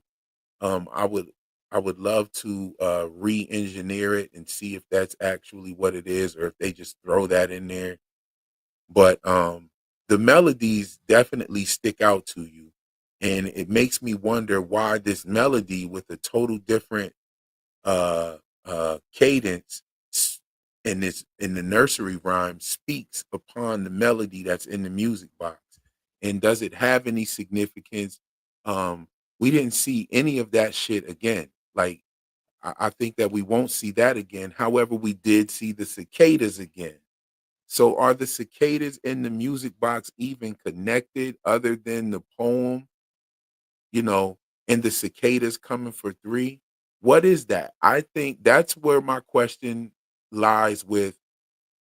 I think that the key to that and the connection to that is Elgin's dream. And I don't think we're going to even learn what his dream was. You know what I mean? Like I said, I think he's going to die. So, yeah, Hopefully, I'm back. there she is. I needed to charge my phone, guys. Sorry. Oh, no problem. Well, I was thinking this could it potentially be that Martin was like Julie? So, from what we have seen so far, and it's probably not this, but That's so exactly what I'm getting at. yeah, so far she's special, Yeah, and the so others far are she's Julie. different than the other two. Exactly. Mm-hmm. Yeah, that's right. Yeah, that's exactly what I'm getting at. Like, something about there's something about Martin. Not only the other part that I said, he knew her name. You know what I'm saying? Like, he knew her name. The only way that he it would be possible that, but he also knew Abby's name. You know what I mean? So what if he was just more advanced with his abilities of what that stuff could do to him? You know what I mean? Because it Yeah. obviously gave him the power to, I mean, gave Boyd the power to kill a monster. So that's, Yeah. Do, I don't know. do you remember when he's talking to Julie? He says, "Oh, Julie, he needs the rope." She doesn't know it's Boyd. At the time, Boyd is having the vision of Ellis telling him to go out on the boat. I think that's so that he wouldn't hear Julie's voice. So Martin says, "Hurry up, Julie. He needs the rope. They're coming." So she throws down the rope. She leaves. I think the day are coming could potentially be the Cicada 3. I think that Jolie's going to tell them, and potentially they're going to try to come back and help Boyd without him getting the worms. Ooh, that would be dope. What if Boyd would have just went ahead and shot Martin like he was asking? Exactly. He didn't have any information. But if Julie comes back, if she communicates with Boyd and finds out this is how he got the worms and this is how a lot of other stuff started, then she could potentially help him with the Cicada 3. They could get him out and then lead him out of the ruins without having to interact with Martin. Mm. And also, where did Martin get that burst of energy and power like that? How was he able, with his feeble body, to just push Boyd up against the wall and hold him there? He was lying because when we see him talking to Julie, he doesn't sound old and weak. He's like, "Hey, Julie," he sounds like he's in better shape. But when he interacts with Boyd, he has that really deep, grungy voice, and he sounds older. Yeah, I agree. When he talks to Boyd, I think that was because he was yelling, though. I think that's because he was talking louder. And then, because even when because he yells at Julie too, hurry, you have to go. And he got kind of like old sounding again too. But Oh, that's puzzles true. what puzzles me is why in the hell didn't Boyd hear that? You know what I'm saying? Because I went back and listened to it, and no, that part isn't in there where he yells at Julie. You know what I'm saying? Yeah, that's where I was thinking Ellis, the vision of Ellis comes into play because Boyd was really, really confused. And when Ellis is talking to Ellis, he's kind of yelling up, saying like that, and it's kind of loud because he's in the chimney or in the well, Oh, whatever you're you. saying that he couldn't hear him. Uh-huh, because he was so focused on this other vision. Okay. Okay. I can rock with that. That he was distracted by the Ellis situation. Mm-hmm. Okay. I could rock with that. All right, so I have something I want to show you guys, and you probably heard me talk about this before, but I like to reiterate these things because you'll know, like, okay, yeah, you might forget that I said this, but I think Ellis is actually I think Ellis can tell the future as well.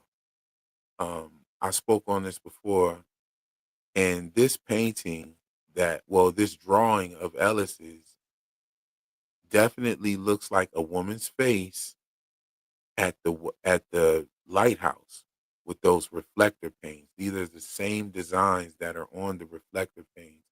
I think I have a picture of that as well. Hold Mm-hmm. on. Yeah, that's definitely the same design from the window panel in the lighthouse.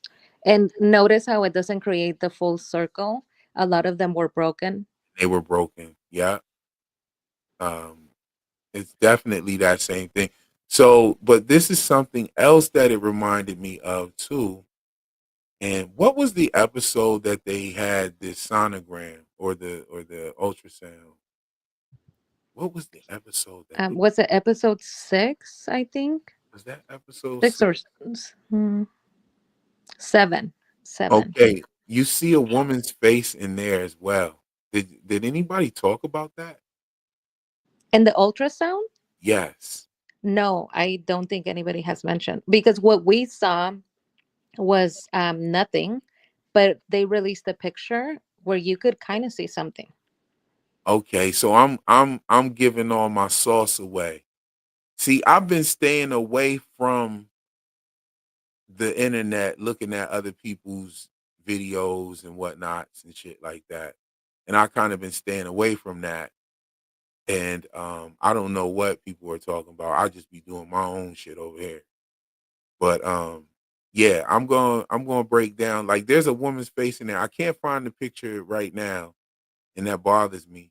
But I'll just go find it again and just take another screenshot of it. But there's definitely, and it looks just like this woman's face.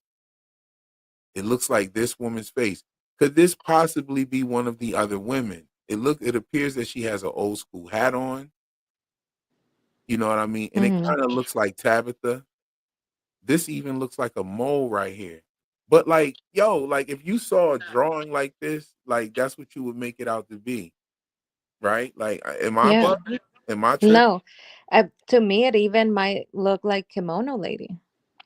Her cheekbones are very like Oh, defined I and see. angular. And if you take it from the side, yeah, I do see that. Like, okay, if this was a side view, but what I'm saying is this is an eye right Hmm. here, and this is an eye.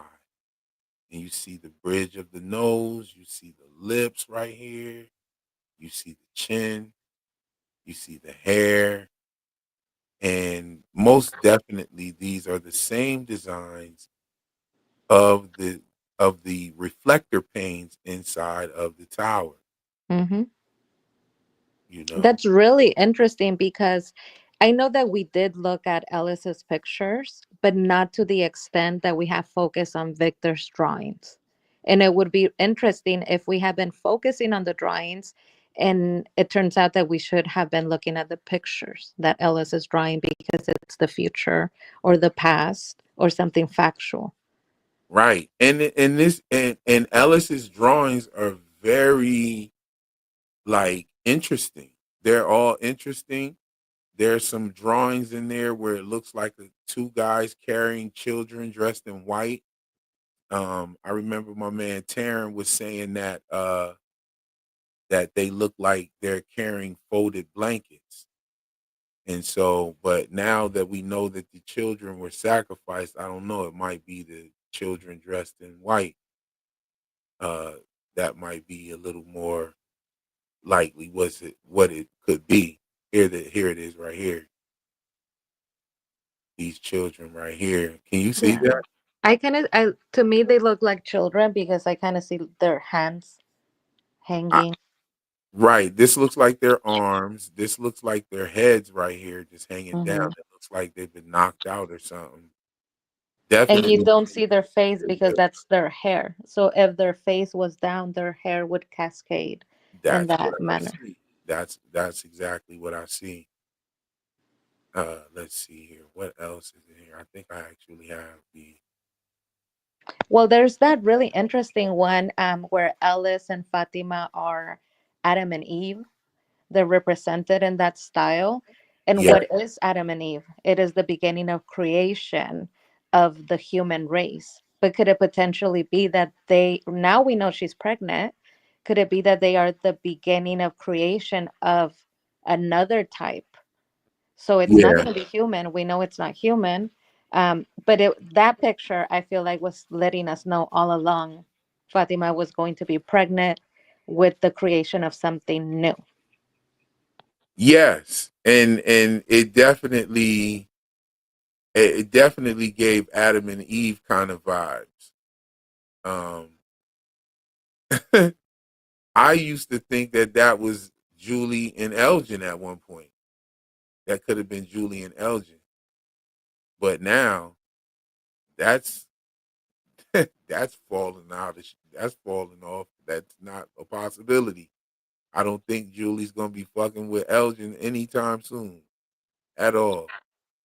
No, Um, it always kind of looked like Fatima and Ellis. The hair, she had like really long curly-ish hair, and he had right. like the.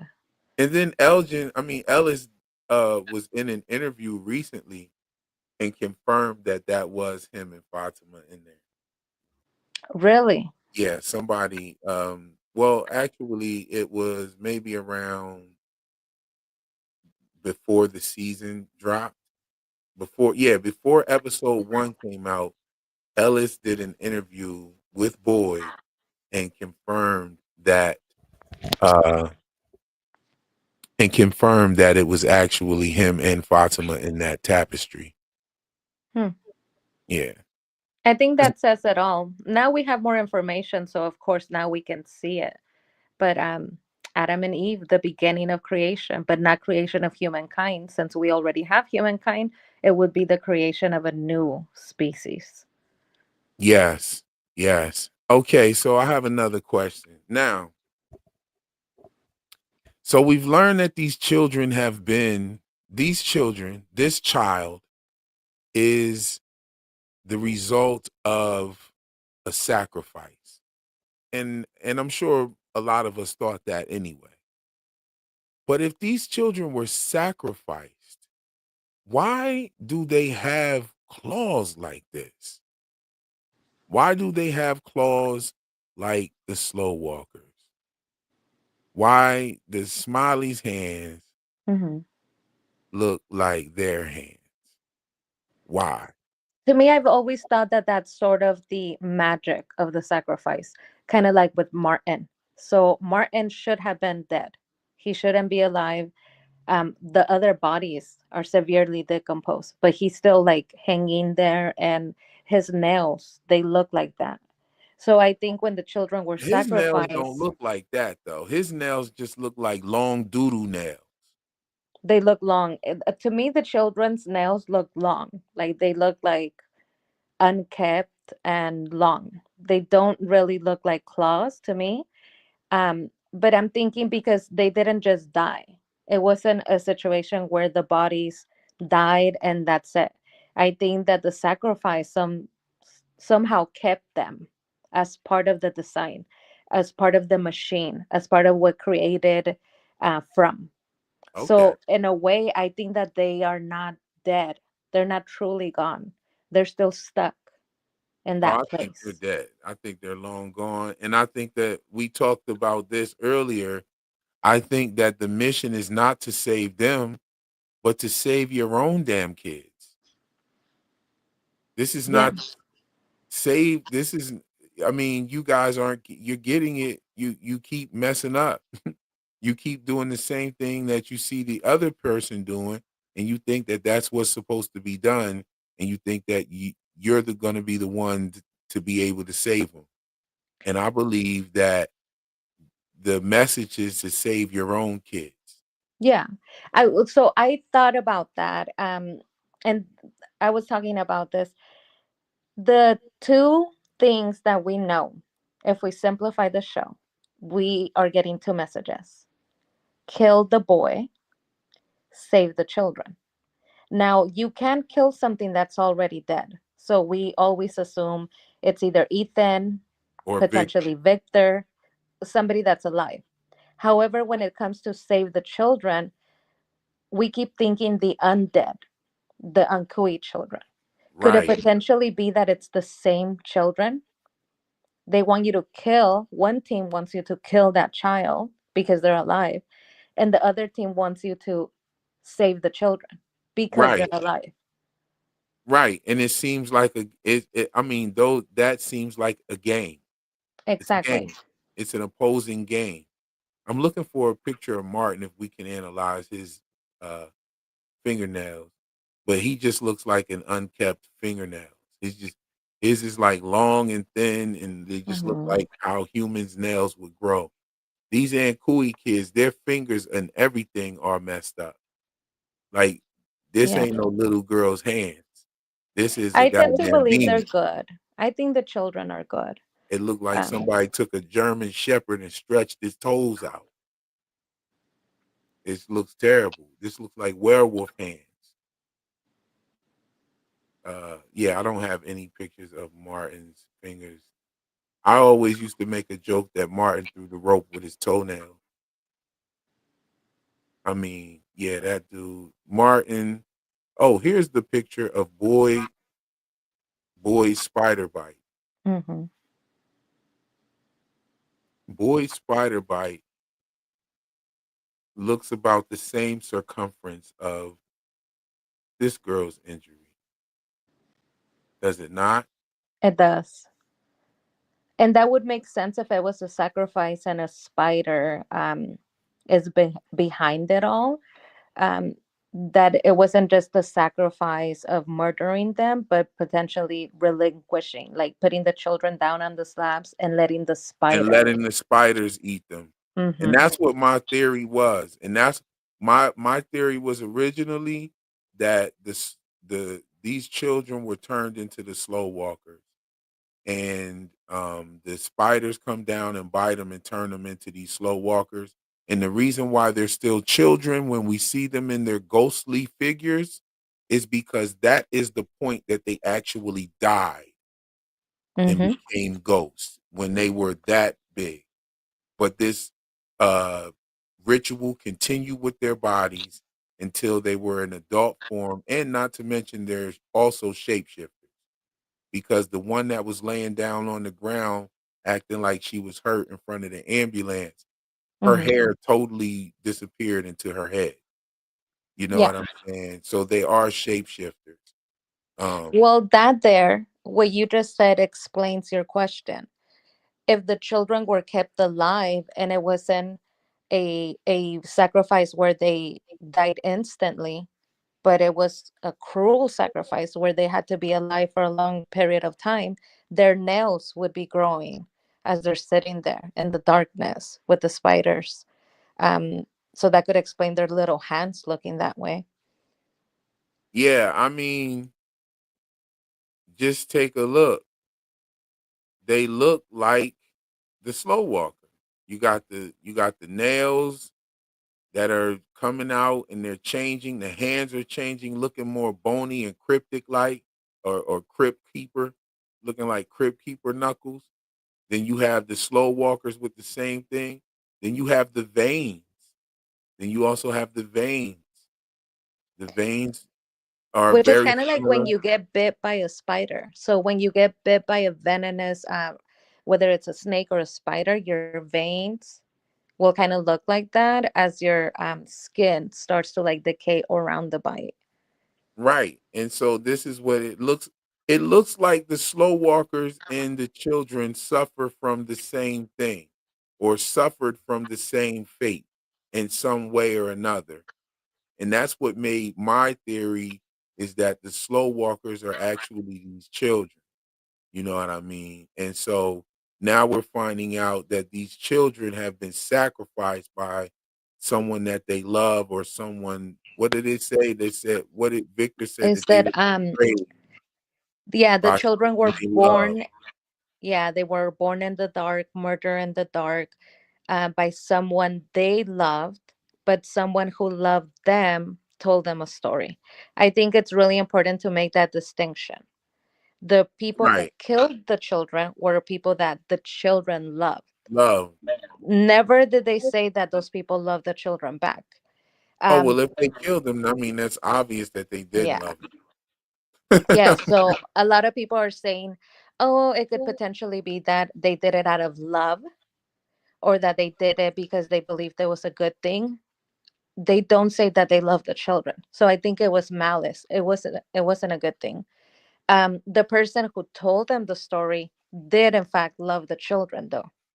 And they Okay. say someone. They don't say people. So that means that there has to be one, someone, not a group of people who love the children. So we are kind of looking at this chosen one.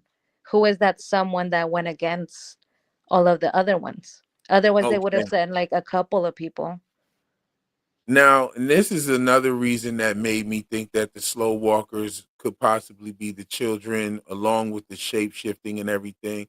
Because if you look at these two slow walkers, they're the same. This is like a teenage version of this old lady right here. They have the same purse, they have the same skirt, same stockings, same shoes. You can see it in another shot. The same top. Everything is the same. They have the same clothes on, glasses, and everything. They're supposed to be the same slow walker or using the same uniform or outfit or something. Hmm. You know what I mean? What's also strange about this is these same stockings that they're wearing appears to be the same stockings that the uh the cheerleader is wearing as well. You Hmm. see what I mean? So there's something with these two slow walkers right here, and I just think that this is something that they can use to say, yeah, we can shapeshift to different. We can look like different slow walkers at any time. You know what I Yeah. mean? Like you got the one slow walker that we haven't seen her. We only seen her one time in Colony House, and it was the brown skin one. You Oh, know what I yes. mean? The brown skin girl that was coming down the steps. A She's lot the of us only have been looking out for her because we want to know more about why we're only seeing white people, who they could have been, what town it could have been. So we wanted to see if we could determine that from the type or the nationality or like the ethnicity. But we only saw her one time. And I mean, correct me if I'm wrong, but I haven't seen like any other race of like right. Yeah, I monster. haven't exactly. That's the truth. Also, this guy right here in the back with the hat on, he's not been in it. They have a whole different guy with the hat on. He wears the suit and everything, but it's a whole different character. I don't Mhm. know if that's just a matter of them just changing or whatever, or I don't know what that is. That could be just or the production changing actors. It could be that as well. Yeah. But I mean, you would think, I don't want to go deep into it, because we don't want to, but you would think even if you're changing monsters, you would get some extras or some people that are auditioning to be a monster that would be different, that would not be white. And so we would see more of that, but we've only seen it one time. Right. Why have we only seen one black monster and then we only seen her once? Like, I don't know. There's got to be some sort of explanation for that. You know what I'm saying? Yeah. But I was Yeah. thinking about your theory about the monsters being the children. I think it would be a great twist because this entire time we hate the monsters. We think they're bad. We want to be saved from them. But it would be a great twist if you find out that the children that you're supposed to save are actually those monsters. You're Yeah. supposed to figure out a way to help them either become children or finally rest, perhaps like die and like be at peace, right? That old trope of being at peace. Also, we have mentioned that before. They constantly say, I like this game. Do you want to play? So they're constantly sort of acting childish. I They're not, said that as well. they don't think they're hurting you. They don't say, I'm going to kill you or like things like that. They just kind of say, like, let's play a game. And they taunt you almost if it was make believe. I said that as well. About them, and even the way that Randall describes them while he was on the bus with Boyd was very childlike. Like one, he said one of them sits over there and just lets his legs dangle and swings his legs. The two over there, they go play on the swing set. The couple over there, there's a couple over there. I don't even want to talk about what they're doing. Then he says that the nurse one just comes and hums at the that window for 10 minutes. Mm-hmm. And I already pointed out what she was humming was Farah Jaka. Mm-hmm. Mm-hmm. Oh, okay, I see. I'm sorry about that in the private chat there. I wasn't even looking. Oh, yeah, But it's okay. No. yeah, but Um, yeah, well, so it they do also act like fits. children. Exactly. It fits in with the next two things. We saw Smiley, who we happen to see in this episode. We saw him being really like interested in the bus. When the bus came into town, he sat down. He didn't just go in for the kill. He like sat down. He was pressing buttons, kind of like this child curiosity of like, oh my god, this is so cool. This is a bus, right? And he was Right. even pretending to drive it. He So didn't even that's know that anybody was on the bus. He went on the bus to play and check it out, and it just yes, so happened that there was an inside bonus for him. You know what I mean? Like he didn't exactly. even go there to. He wasn't. You know, they made a noise and tipped him off that But they were that's in there. that's a great point. So he was going there to play. He also goes around touching things, like the plants in Colony House. He touches like the stairs. He's looking at everything they have. And remember, they like to steal things. They like to take Right. items. I mean, that's very like a childish behavior. Toddlers have like a big phase they go through where they will see something that's pretty or interesting and take it. And Right. sometimes that's not something that is useful to them, but they just think it's interesting. So we see that behavior, but also a lot of us have been asking about the outfits. Why are they dressed up like that? It doesn't make any sense. And it could be play up, like dress up, right? And it makes sense. It actually makes sense with the rest when you take into account the old televisions down there, the old timey style that they look like. Even they look color graded different than the rest of the people. And I guess that could be because they're, undead or whatever they are.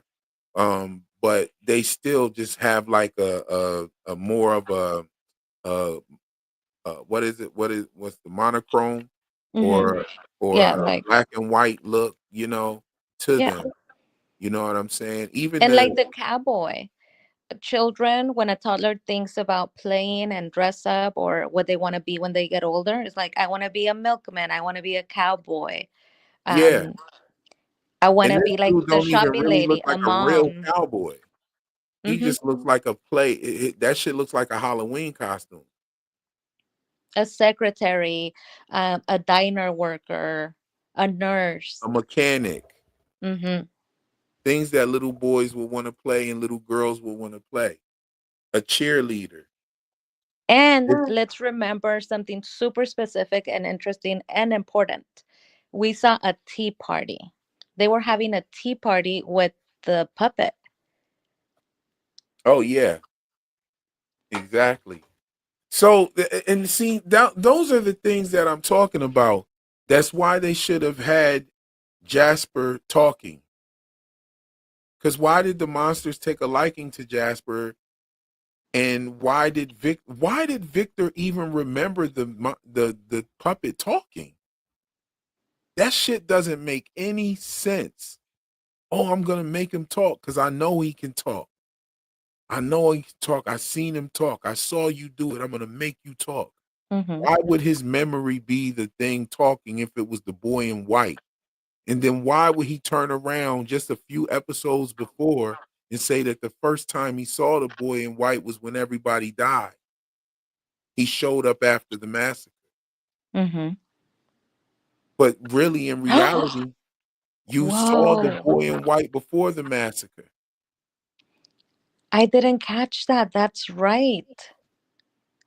He He's saw the lying. He's lying. Victor is lying. Well, that's a huge lie. That's on par with forgetting that you have a sibling. Not only is it on par with you forgetting that you have a sibling, but if Eloise was hiding when you learned about the kids in the tower and you told your mom about the kids in the tower, why in the hell did you say Eloise told you that your mom went to save the kids in the tower? How do you add somebody to the story of the transfer of information that wasn't even involved with it? That's not like you fucked up your memory. That's like you're lying. I've always been, of the belief that Victor is a liar. He's not truthful. I love Victor. He's a great character. I love his acting, everything. But a lot of people say he does say the truth. He just kind of forgets parts of it. To me, that's lying. But that's not forgetting parts of the truth. That's adding something that wasn't even in the truth. And Like he's taken things out. So now he's adding and removing he's things. adding, removing things. You can't have both with lies. You know what I'm saying? You can't. I mean, you can't have both with just a faulty memory. Yeah. A faulty memory is when you forget details, not when you add shit. Like, Well, this is what I was thinking. And it's probably, like I said, I'm giving up on theories because the show is just very unique. It's going its own way. But this is another thing that I was thinking. I was thinking, wouldn't it be cool if Eloise wasn't even in front? If she died before him and his mother ever got there? I think Kind of that like the we Matthews. talked about this before. I think we Yeah. talked about So this is that would that's make dope. sense that he's saying Eloise told me because Eloise only talks to you because she's a figment of your imagination. She's like Well, your no, because Henry says that Eloise, he thought Eloise was dead is with them. He said he thought they all died. that's true. You know what I'm saying? Because if it was just Victor and his mom, he would have said, I thought both of them died. Both of them died. Yeah, that's true. So she has to be I don't want her to be alive. I just don't because it's become such a thing. Where's Eloise? He says she's dead and Henry's not asking about her. And I would like it to be a twist where it's not as obvious. I think That that she's right now, actually dead. You want her to actually be dead? yeah, because I think right now it's really obvious that she's alive. Right. Okay. Now, here's the thing. Here's my thing. I think I think she's alive. And I think that Victor is convinced that she's dead, and I think that he has a good reason to be convinced that she's dead. I think that she's alive though. And I wouldn't want her, like, think about it, right? You've been watching this show since day one, so you know how everybody felt at the end of season two. Mm-hmm. Like, we were like, "Oh, who is this Eloise? Oh my god, Victor has a sister. Oh my god, blah blah blah." Everybody was like making all of these theories. We only Yeah. heard about her that one time, and then once again when Tabitha tells Jade that Victor had a sister that the mother told about Civil War stories Mm-hmm. and Civil War soldiers. Okay, so those are the only two times that we heard about Eloise ever, all the way until Henry mentions his daughter Eloise. We Yeah. didn't And even, and that was, that right there was strange to me, that nobody was mentioning her, that her name was never brought up again, that she wasn't even talked about. And at this point, we can get rid of Eloise totally, and it wouldn't even change the story, right? mm-hmm. However, so to make her dead, it would be bad writing, because to make her dead would just be pointless, because right now if we take her out of the story, nothing changes. And so the only thing that changes is that Victor didn't remember he had a sister. That's the only thing that would change, right? If we take Mm-hmm. her out of the story. So if we make her dead, it would be like, why the fuck did we even put her in the story to begin with? It's got to be something with Eloise. Yeah. I hope that it has something to do with the Cabbage Patch. I really do. How would Yeah, I think it's obvious and it has to be. Otherwise, people are going to. We have been going crazy about Eloise. Like, who is Eloise? Is Tabitha Eloise? Is the puppet Eloise? I mean, at this point, they have to pay that off. But how would she connect? Would she be the fairy of the Cabbage Patch children? You know what? That would be so fire. That would be very dope. And they would have a really good opportunity to turn Eloise into some sort of like badass. That would be Because so remember, dope. we're thinking that she's planting everything they found. So, cabbage, would she then be the fairy who's planting the cabbages? Yes. She could even be, it would be dope if they made her like a sinister character that wasn't like helpful to them, that doesn't care about them getting home at all, like how Victor was. Yeah. That's the problem that I have with Victor. Victor says, "Oh, I kept all of this stuff because I thought it would help." But before, you weren't trying to help anybody, and you actually said that you're not trying to get home because you are home. Mm-hmm. So why would you? What do you mean you kept all this stuff because you thought it would be helpful? Helpful to what? Helpful to who? You weren't trying to help anybody. You only had any kind of interest in Ethan because he said he knew who the boy in white was. When he first met Ethan, Ethan first tried to talk to Victor. Victor was trying to push him away, like, "Yo, I don't want to talk to you. They're gonna say something to me if I talk to you. Leave me alone." Mm-hmm. You know what I mean? Well, meanwhile, he was being nice to Julie, but he was being mean to Ethan, telling Ethan to go away. And then Ethan said, "Well, where's the little boy in white that lives out here?" And he was like, "What? You saw the boy in white?" Now he's following him and meeting him at the fucking diner and everything. So it's Mm-hmm. like, I don't know. There's something up with Victor. Victor knows something, and I think it has something to do with. And this is the funniest part. I think it has something to do with Donna. Yeah. You've talked about how you believe that she had something to do with like potentially suppressing his memories. Yeah, And it would make sense because we now have evidence that when they heard the boys, she was very quick to suppress that and to say people don't need to know. When Boyd said, it's really interesting that the couple that rolled into town has the name and last name of somebody that I served with, the first person I saw die. And she was like, oh, it doesn't mean anything. word, word. Yo, we rocking out. It's almost 3 in the morning. We gonna cut it off at 3. We gonna rock out. Um, yo, Victor. the peaches. All right, so this is the thing for me. Victor's when the peaches disappeared, Victor's whole attitude about talking to people, remembering things, all of that shit changed up. Mm-hmm. All of that shit changed up, and I believe that it has something to do with the peaches. Donna was the one supplying the peaches. The peach truck map was there. Um, did somebody say that Miranda drew that peach truck map? Did somebody say that? Mm. I I seen a mean, comment saying that. people have been saying that a lot of people, since we found out that Miranda was drawing according to Henry, everybody was thinking, oh, well, maybe she also did the map because it would Mm, make sense because Henry said she was painting, she was drawing everything she saw. So it would kind of make sense. yo, so it's like okay, the peaches.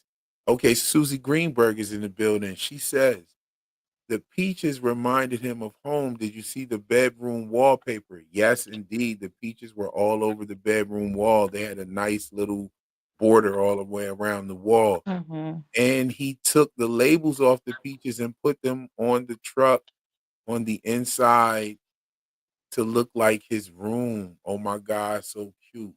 Yo, Susie's always catching everything.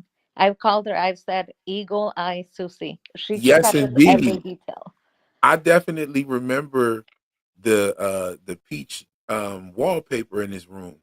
And I thought about it and I thought about like, okay, so peaches are tied to his memories of home.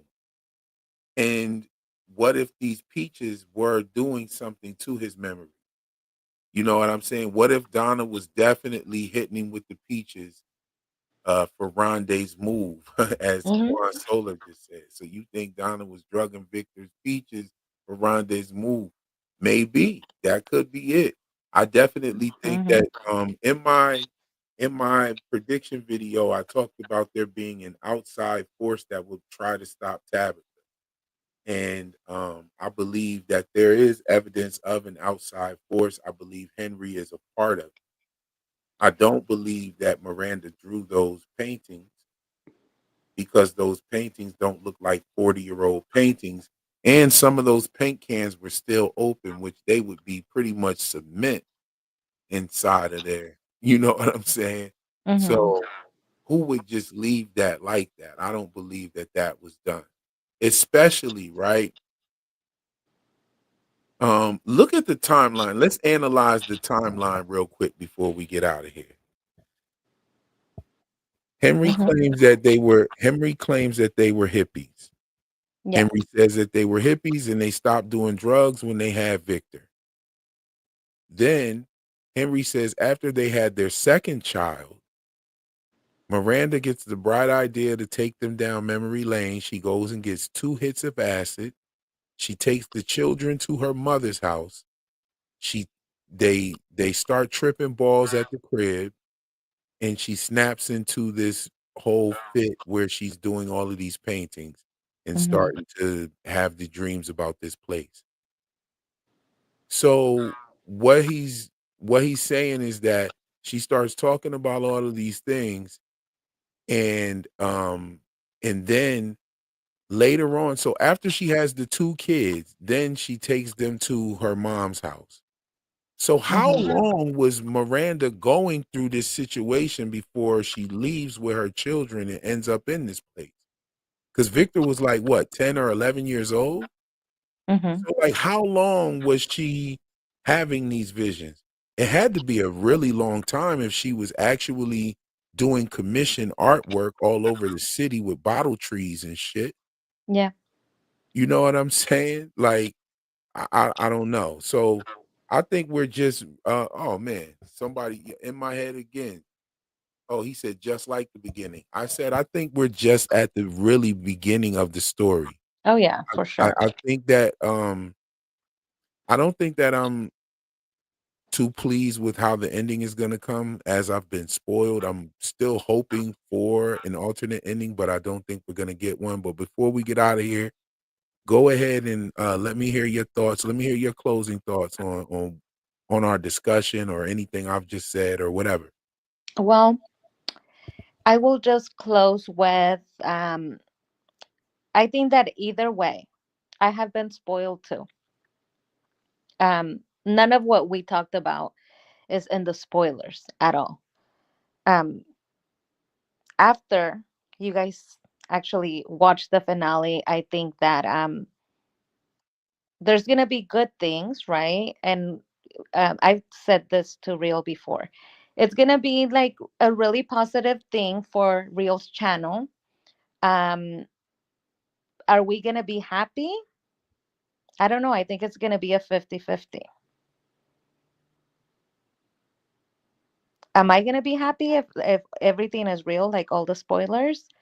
Yeah, I think that I love the show, and they could definitely change it. Next season they could turn up with like run this move, and it could become a corporation or government entity against the people in the town. It could go anywhere. If you want to see the spoilers, go to the Discord. I have a link. Hold on. There should be a link in the description actually of this video. If not, yeah, there is. Let me get that for you. Uh-oh. Let me go ahead and get that link for you and drop that down here. There is a spoiler section. You can go check out the spoilers if you're into that kind of thing. I got spoiled accidentally. I don't like spoilers, especially when I'm creating theories and shit. You know what I mean? Like you just heard PM say, she said that the spoilers are kind of like a net positive for my channel. However, I'm still saying that I'm wishing for an alternate ending. I just don't even I don't like how they broke it down, but I definitely appreciate the um, you know, esoteric shit in there, you Yeah. know. Well, I would like to include this. Remember, you and Taryn were talking about how the writers said there's going to be somebody very pleased with themselves because they got it right, Yes. because they were looking at all of the theories. 100% true, guys. If the spoilers are true, there's one person that got it right. Who's that person? Well, we can't say it because we can't spoil. Not until after the episode. But it's really funny that they said one. There's gonna be like one of you, a lot of you will, not have gotten things right and all this stuff.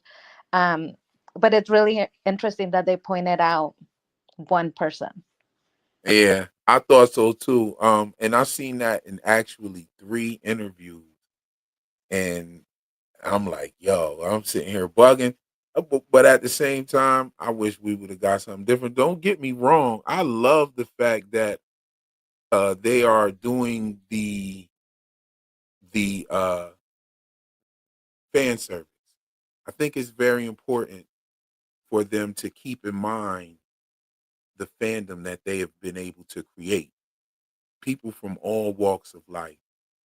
People, we got doctors. Some people have been physicists. Some people are New York Times and Sunday Times best-selling authors. Some hood cats. Some just regular guys. Everybody has come together in this wonderful fandom that this show has been able to create. And I actually love the ending for that. I love the ending, and it makes me love this entire season. Me as a theory crafter, I expected more, but I definitely understand the overall picture when we look at a net positive for the fandom, for the show, for it to be clear for extra seasons, a show that brought us here. And so the decision that they made with the ending and the finale, I give it my thumbs up. And I just got to be real about that because I do understand that it is not just about the theories. It's more Hmm. about the characters and the fans. we can't forget that this is a show that the actors Mhm. are in the dark just as much as we are until the seasons that they film. They know what's going on in the season before we do, of course, because they're in it. But when that season's over, they're right. We're stuck in the town with these people. Mhm. I can definitely say that we know just as much as the characters on the show. Yeah. I mean, we are feeling the confusion. We are questioning. A lot of us have been honest and open about the fact that we've cried right along with the characters. Some of the scenes have been so powerful that we're crying right along with these people. We're confused. We're angry at times, really happy, hopeful sometimes. So I do think that that's really cool. It's like having an experience parallel to the show. I think that that's really cool. I do see in the chat, Jason says, "Is our theory dead?" Um, we were talking about Boyd being Santa Claus, and I would like to point out that we saw the snowman. He's coming together, Oh, what if the creature is some sort of an abominable snowman? That would be crazy. and there was snow. So when the writers said that they think one person got it right, I really think it's us, Jason. They're pointing the finger at us. Boyd is Santa Claus. It's been confirmed. It's you and me. Ooh, I love it. I love that. And also the fact that the Santa Claus, he's talking about the chimney. Mm-hmm. You see what I'm saying? And he's also Mr. Fish and Loaves, which Santa Claus appears on the alleged birth of Christ. Mm-hmm. You know what I'm Christmas is coming up too. Christmas is coming up. He said, I'm stuck in the chimney. He gives the people the talismans, right? He brings hope. He had the bell. Hello, it's been in our face all along. He rings the bell. It's a golden bell. He's Santa Claus, you guys. He said it Ooh, himself. He said, I was stuck in the chimney. ooh, he said I was stuck in the chimney. That's a fire. Yo, that aspect of it is so dope that they put that in there, and it was the funniest thing. Hmm. When he throws in there that damn near killed myself, which made me roll over on the floor. But like, he the nuances to that are so dope. All of the different triple entendres that they play on, the words, everything. I love it. I'm definitely with it. They open up so much for different types of theory crafters. We have people that see the alien connections, and there Hmm. definitely are some. There are more than you think. I remember doing a live with Tony and Taryn, and I had never really seen it from the alien perspective, and I had watched Tony before I created my own channel, and I was always in the comment section like disagreeing, and me and him would go back and forth, and I created my channel, and now a whole year goes by, he hops on the live, and it's Hmm. the first time that I really caught like some of the nuances that he was dropping, and they're all there. Hmm. All the way down to the World's Fair, all the way down to the surface stuff, all the way like it's really deep. Even um Victor's father, when they were in the tunnels, and I'm gonna end on this. Victor's father says, "How many more of them little green men do you have?" I think that was them Yeah. talking about little green men and aliens.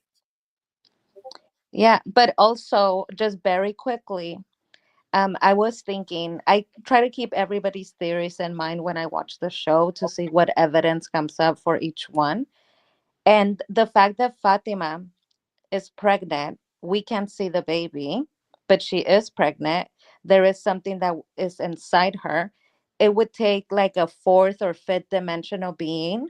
And what is that? That's an alien. It's alien to us. It would take that type of being to be able to insert a baby that we couldn't see, that she couldn't tell. That's what it would take. So an And to alien. knock the house down. Exactly. And what is that type of being? We tend to think angels or gods, but really that could be an alien. Right. Technically, an angel or a god would be an alien Exactly. because they're not from Earth. God has to be an alien if he created Earth, because that means he's from somewhere else and he created here. So he's not from here. He's an alien. There's no way around that. Deities or whatever that predate Earth are aliens. Mm-hmm. So, I mean, you have it right there. And I'm not against the alien theory or any theory. Or the I Santa Claus theory. The chat is questioning the Santa Claus. It's very, I'm just kidding, guys. He's not Santa Claus, but Nah, he boy, it could be is if we Santa wanted Claus. to, if you Mm. believe. You don't feel that? Boy, the Santa Claus? The Mr. Fish and Loaves reference? If The you have chimney faith and you talk? believe, but And no, the he's not boy, Santa. this boy said when he was stuck in the chimney. Okay, so the word, do you know where we get the word stuck from? No. We get the word stuck from little boys going in chimneys. That's where we literally get the word from, the word stuck. We didn't use that. The word stuck didn't exist until they had the chimney boys. And they would go into the chimneys and climb through the chimneys and sweep the chimneys and clean the chimneys because they were small. They was using these boys like as Mm. young as 3 years old. And Oh, sometimes they would get stuck. And that's where the terminology stuck comes from. Look it up. Look up the etymology of the word stuck. yeah. And it Well, tells you right that's a really interesting point, and I know you want to end the live, but just to end on that point to answer what you just said, childhood. If we historically look at what we think of childhood is, having toys, not having a job, being able to enjoy being a child, that's a relatively new concept. Children were working and they were looked as part of society where they had to provide or they had to do some sort of job for the family, whether it was working the fields or having a job like you just described. The concept of childhood and innocence that goes along with childhood is relatively new. So when we look at these children that have been treated so badly to the point of suicide, um, it's an interesting nuance that children were treated in a way that was horrid. Yes, yes. And it also adds to, what we see going here in Frumlin. I mean, the very first hook that they caught us with was something horrible happening to a child. That was the very first thing that we saw on the show was little Megan. Hmm. And I mean, that was it. But yo, PM, I want to thank you for coming up and joining me on this Express Live. I don't really do the much of these. I want to try to get some more of these done before the end of the season. We got, a few more days until the finale. Hmm. And I think that we probably will have a good 2 more weeks of attention Yeah. Hmm. afterwards. But yeah, that's how it happened last year. Like after 2 weeks after the finale, like nobody wanted to hear any more from talk. But Well, we'll I see mean, what like, we're happens. obsessed. Thank you so much for having me. Thank you so much for letting me, talk your ear off about all of these things. I love talking to you and hearing all the theories and what people say in the chat. I think it would be really cool. You have a very like humorous, funny way of looking at the show that we don't get from a lot of creators. I think it would be cool if after the finale you were to do like top 10 funniest scenes or like funniest quotes or monologues, because you're so great at spotting that humor in a dark show, which we don't usually get. I think that, videos like that would be so cool after the show is done. And I mean, that's content, potential content. Oh, well, thank you very much for that suggestion. Not only suggestion, but challenge. I will definitely put something like that together. the last challenge that I got was 30 days before the episode 1 of season 3 that I should drop a short video every day until the episodes started. And so I did that, and that was real fun, just going back through all my old content and just taking points and stuff that I made and using those as shorts.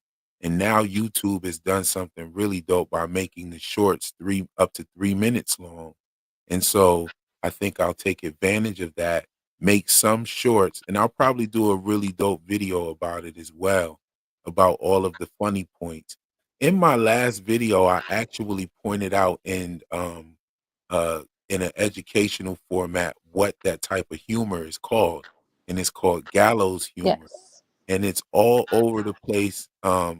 During high school, I didn't really like to, but I had to read a lot of Shakespeare. In Hmm. Shakespeare, there's plenty of gallows humor. So you Oh, have, for sure. I mean, historically, people were, this was entertainment. This oh was yeah, watching um, people be murdered. It yeah, was watching entertainment someone for them. executed was a form of entertainment. It As a was matter of fun. fact, your first comedians just thrived off of gallows humor. Even when you go back and look at comedians like Monty Python, they would start stuff like that as well. Me and Del Senior were talking about that. The comedians Monty Python would make fun of the Spanish Inquisition, like which is one of the darkest periods in human history. Like, so yeah, Well, gallows humor is just to, all I over. know you want to end the live, but you just said something really amazing that ties back to From, and I just have to point it out. Mhm. What you said completely ties back, and you have talked about this on another live, but the spirit, the human spirit, and the having hope, right? Mhm. So we see through history all of these dark times where people were starving, dying, enslaved, when where people were in servitude, where people were going through the worst times. Those people still found a way to make life humorous, to sing while they did this job that they didn't want to do. Whether it was like, like a ton of like Mexican people were brought into America so that they could build the railroad, and from other countries too. But we always found a way to sing through it, to be happy through it, to find humor in it. And I think that that's kind of like in From, right? This is a horrible situation to be in, but people still find a way to be happy, to have relationships, potentially even children. Oh yes, potentially. Just a lot of the characters speak on just getting along with life and not pushing the envelope. I like what Donna said. She was like, at least in this place, we know who the monsters are, which was a very powerful statement because monsters do exist out in the real world here and you can't see it.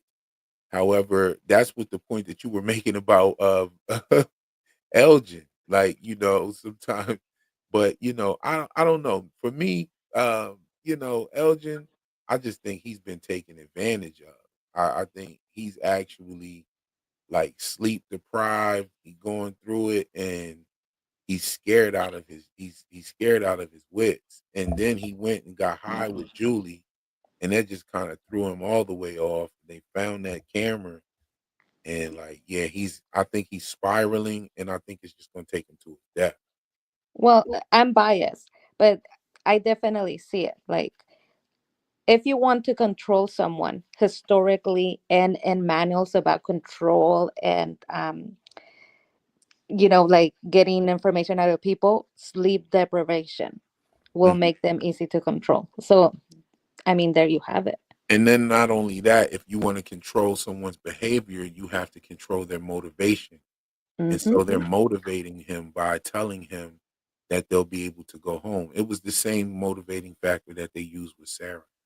But what Hmm. the crazy part was, like you said, they were building it up with Sarah because the motivation was not to go home when it was to kill Toby and them. She did that for whatever reason they told her to do it. Um, Maybe because the the the the voices actually hurt her when she hears them. It Hmm. actually hurts. actually hurts for her to hear that. But yo, we could talk about this all night for hours and Yeah. hours and hours for sure.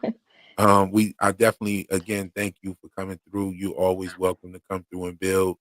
I've been seeing people questioning, are you gonna start your own channel?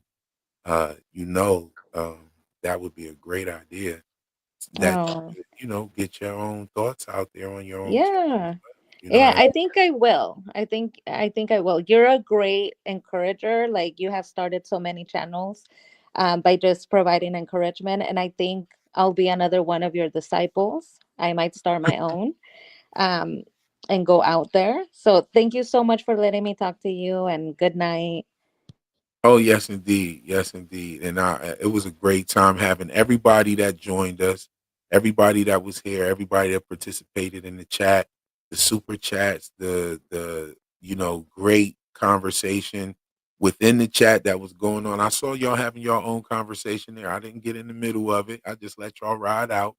We had a great time tonight. I need to do some more of these express lives. So yeah, go ahead and share this. Let's get the algorithm up. Let's get the likes over 100 likes before we leave. And that will motivate us to go ahead and keep doing these express lives. These are pretty dope. I appreciate y'all for coming through and just a little something to think about before we wait on the next episode. That's all for the live stream this evening. We'll catch you in the next one. Peace.